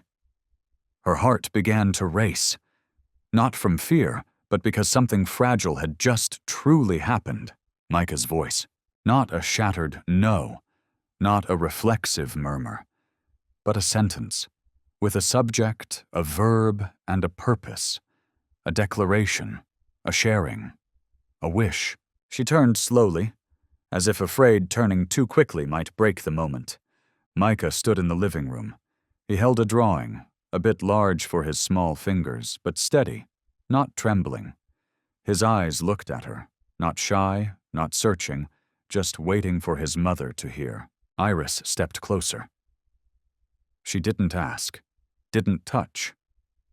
She just knelt down, eye level with her son. "Can I see it?" she whispered. Micah gave a small nod, then handed her the paper, like a gift, like a bridge tossed onto a river still veiled in mist. The drawing showed a house. On the roof, a boy sat cross-legged, holding a round lantern. Beside him, a dog with pointed ears gazed straight toward the horizon on the lantern. There was no glow, no shining beam, just a single yellow dot. Small, but vivid against the light blue and soft violet tones of the sketch. Iris looked at it, and in that moment, she felt something press against her throat, not to choke, but to keep her from crying out loud. Because she understood. That dot was the light Micah had found again. Not radiant, not big, not something that wiped out the darkness, but a light he had drawn himself, and that meant Micah had seen a way home, enough to light a lantern in his imagination. Iris looked up at her son. He was still waiting for her reaction. Not anxious, not unsure, just waiting. Because when a child has lived in a world where everything they say is treated as unworthy, they need someone who doesn't break the silence too soon. She placed a hand on Micah's shoulder, not to squeeze, then softly said, "I think it would look beautiful on the wall above your bed, but I also think that wall isn't just a wall. It's a place where you can begin to dream." Micah smiled. Not wide, not with sound. But his lips curved just enough to say, "This smile no longer needs to be hidden." He hugged the drawing, turned, and walked up the stairs to find a place to hang it. Iris remained kneeling on the floor, hands resting on her knees, watching him go. A single tear rolled down her cheek, as if someone had traced a beam of light on the white wall inside her. Not because Micah could speak, but because her son had wanted to speak, and believed that when he did, someone would listen. And that is the first breath of healing. Later that afternoon, the doorbell rang.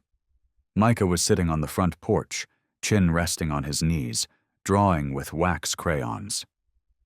The visitor was Jude Reyes, still in canine uniform, airport security badge on his left sleeve, name tag across his chest. Iris opened the door, pausing slightly. Not because she was surprised, but because it felt like time had stopped inside that uniform and ended right here. "He has a home now," Jude said. His eyes met hers, gentle, without the sharpness of someone once holding a leash on duty. Iris nodded. "They have each other now." Jude looked across the yard. Micah looked up, recognizing him, not afraid, not hesitant. He simply set the crayon down, stood up, and called out a name he had never spoken aloud before. "Sable!" The dog lifted his head immediately. Didn't lunge, didn't bark, just got up and walked straight toward Micah. No leash, no command. He touched his nose to the boy. A silent nudge, just enough to shift the moment, just enough to remind them that even in peace, someone is still standing guard. Then Sable stopped in the middle of the yard, where the afternoon light poured down, casting a beam across Jude Reyes's muted blue uniform. Jude knelt, not out of ceremony, not for show, but because Sable's line of sight was never beneath him. He only bowed when beside a child who needed protection. And now, this man in uniform knelt to meet the gaze of a loyalty that never asked for recognition. He placed a hand on Sable's forehead, where the bone still rose like the tip of an arrow, always pointed toward what must be guarded. "You broke the rules." Jude's voice softened, not as scolding, but like whispering to himself. A truth. A reminder. But you were right. Some sentences, when spoken, are no longer just words, but a certificate of truth that was once dismissed. Jude used to believe in rules, in leashes, in signals, in protocol, in radio-issued commands. He used to tell rookies, "Canine dogs have no feelings. They don't love, don't hate. They are tools, with breath, scent, and obedience." But then, a dog barked. Not on command, not because of explosives, not from a signal, but because he saw a child no one stood for. That day, Sable needed no clear signs, no signature. He simply raised his head and stepped out of the boundaries he had been trained to stay within. One step, one broken rule, one unprogrammed decision. But without that act, Micah would have never had a name again. And now Jude didn't need a training manual to understand that. He saw it in the boy's eyes, when his hand rested on the dog's head without anyone asking, "Are you sure he's safe?" He saw it in the calm, unhurried peace of the porch, where the sunset wasn't blocked by warnings, fences, or cold metal gates. Sable didn't growl, didn't whimper. He simply closed his eyes. For 2 seconds.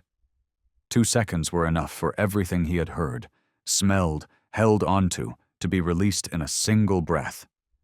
Not from exhaustion, but from completion of a mission no human should have assigned him, but he had claimed it anyway. "Sleep well," Jude whispered, as if soothing a friend who needed no lullaby. "There's no need for alarms here."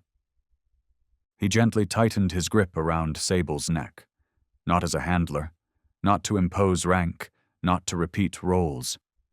Just a farewell between two comrades who had stared toward the same place, but from two different origins. When Jude rose, Micah stepped closer and held out his hand. Jude looked and bent down. The boy placed a small sheet of paper in his palm, an unfinished drawing.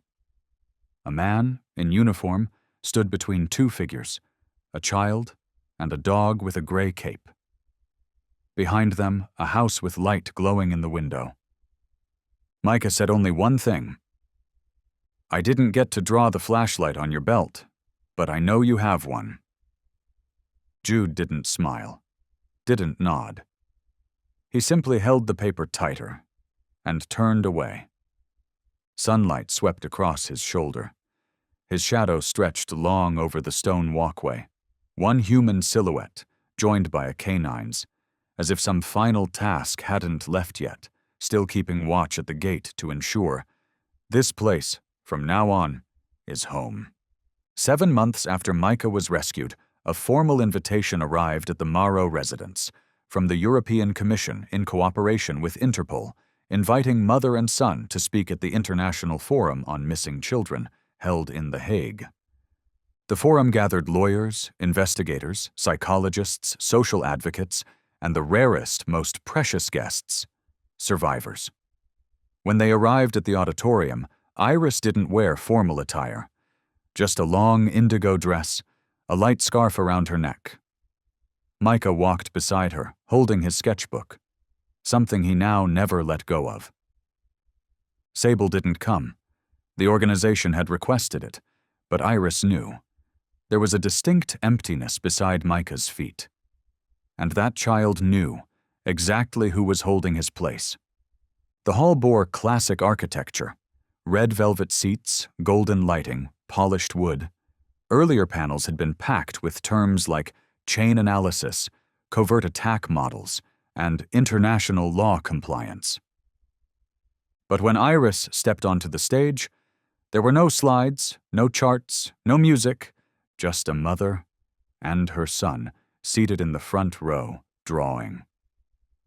He didn't look up, but his hands did not tremble. Iris began. No notes in hand, no script, just her voice. She stood alone under the spotlight, her brown hair tied neatly behind her head.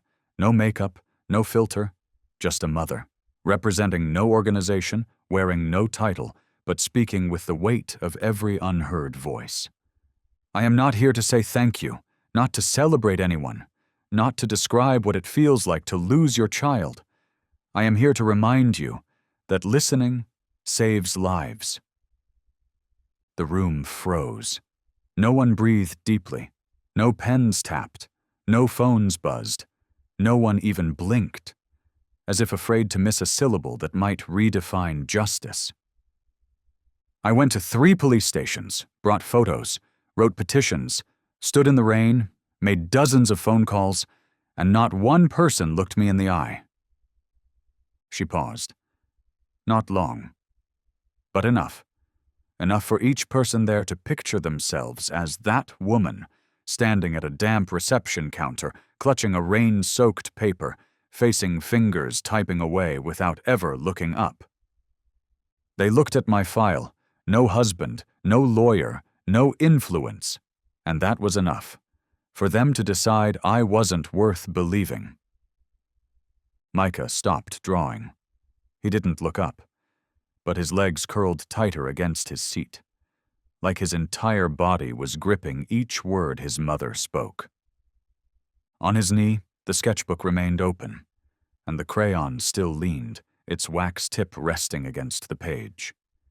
Iris continued. Her voice didn't rise.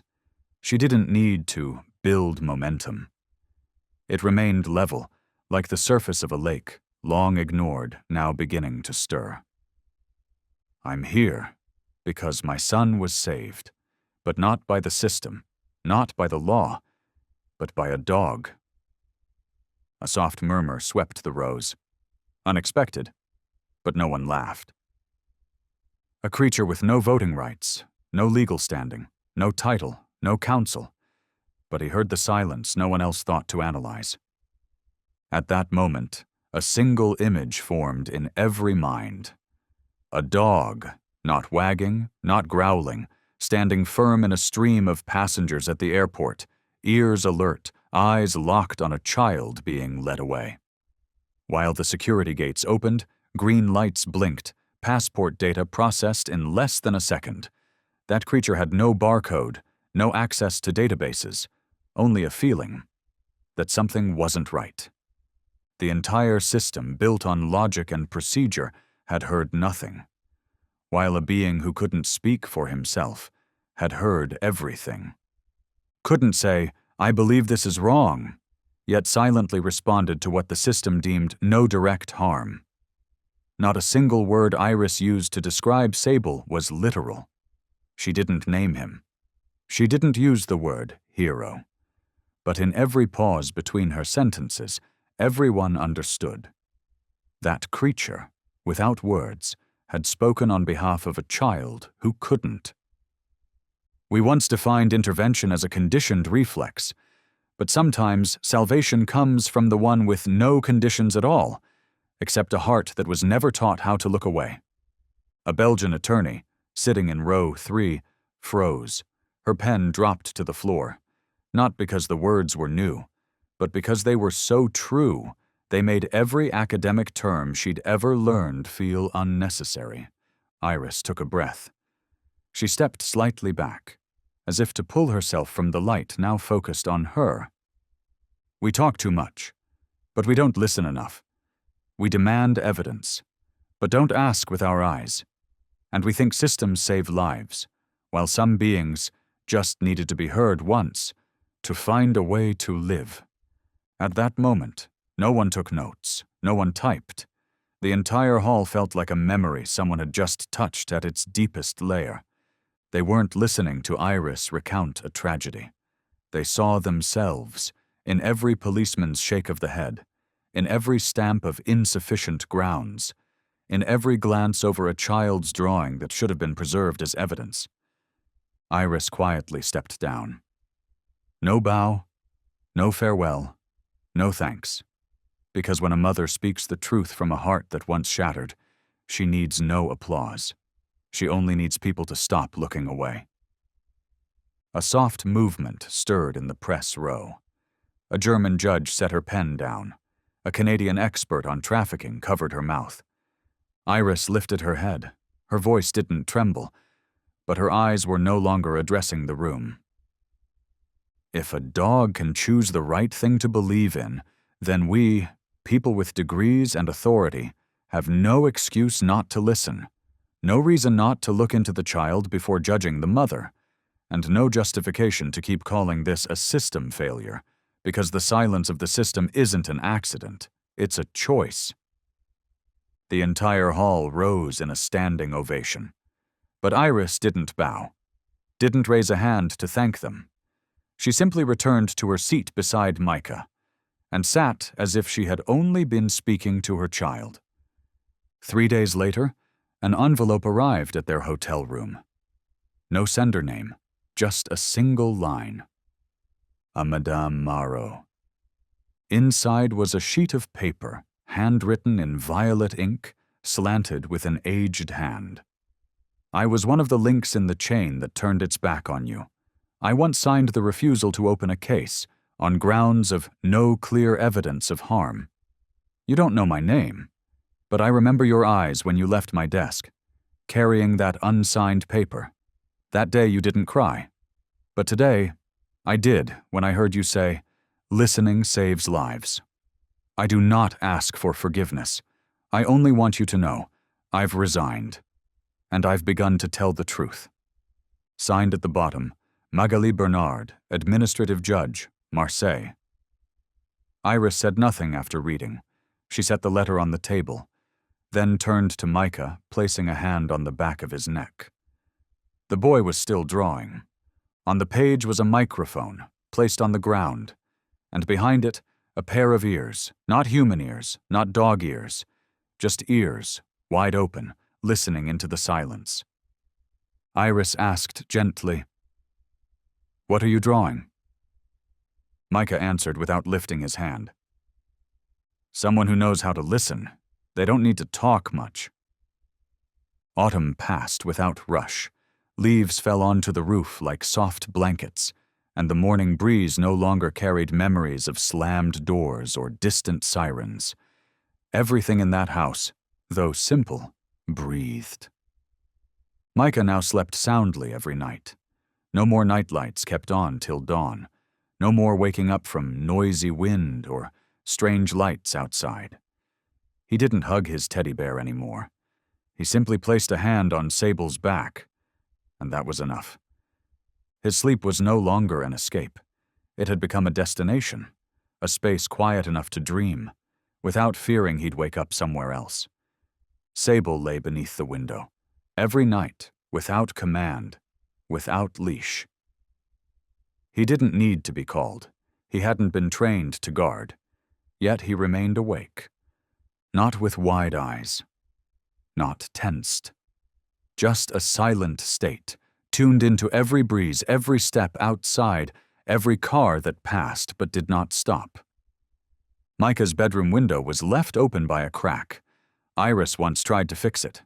"Too cold," she said, but Micah stopped her. "Let the light in, so Sable knows I'm okay." Since then, the window stayed ajar, and Sable stayed there. Iris kept a journal, not to record, but to lay things down. So what couldn't be spoken aloud could exist in ink. In a small drawer beside the kitchen table, next to the salt jar and a sprig of dried rosemary, was a soft-cover notebook, its pages tinged warm brown, each line filled with neat, slanted handwriting. Not decorative, just real. The final page was written on a windless afternoon. No dramatic event, no headline, just an afternoon when the house was quiet. She wrote, "Micah no longer needs me to guard the door every night. The boy has learned how to sleep, not because I taught him, but because someone held the place for me when I was pushed out of the role of being a mother. I used to think, to be acknowledged, I had to win something. But now I know, to hold on to what is right, you just have to not turn away. I didn't turn away from my son, and a dog never turned away from me." The final page contained only 3 lines, no punctuation, no dedication. Sometimes heroes wear no uniform. They do not speak, but when the world turns away, they are the ones who still listen. The only framed photograph in the house hangs by the staircase. No one knows who took it, no polished composition. Light spills unevenly. But in it, a sleeping child, one arm draped down to the floor, and a dog resting its chin on that arm, eyes half closed, while a ray of afternoon sunlight falls across its back. No caption, no title needed. Because when someone truly listens, you don't have to say much. And the door of that house never fully shuts at night, just left ajar, enough for light to come in, enough so a dream doesn't get lost, and enough so that a dog, if he chooses, can rise and step out into the yard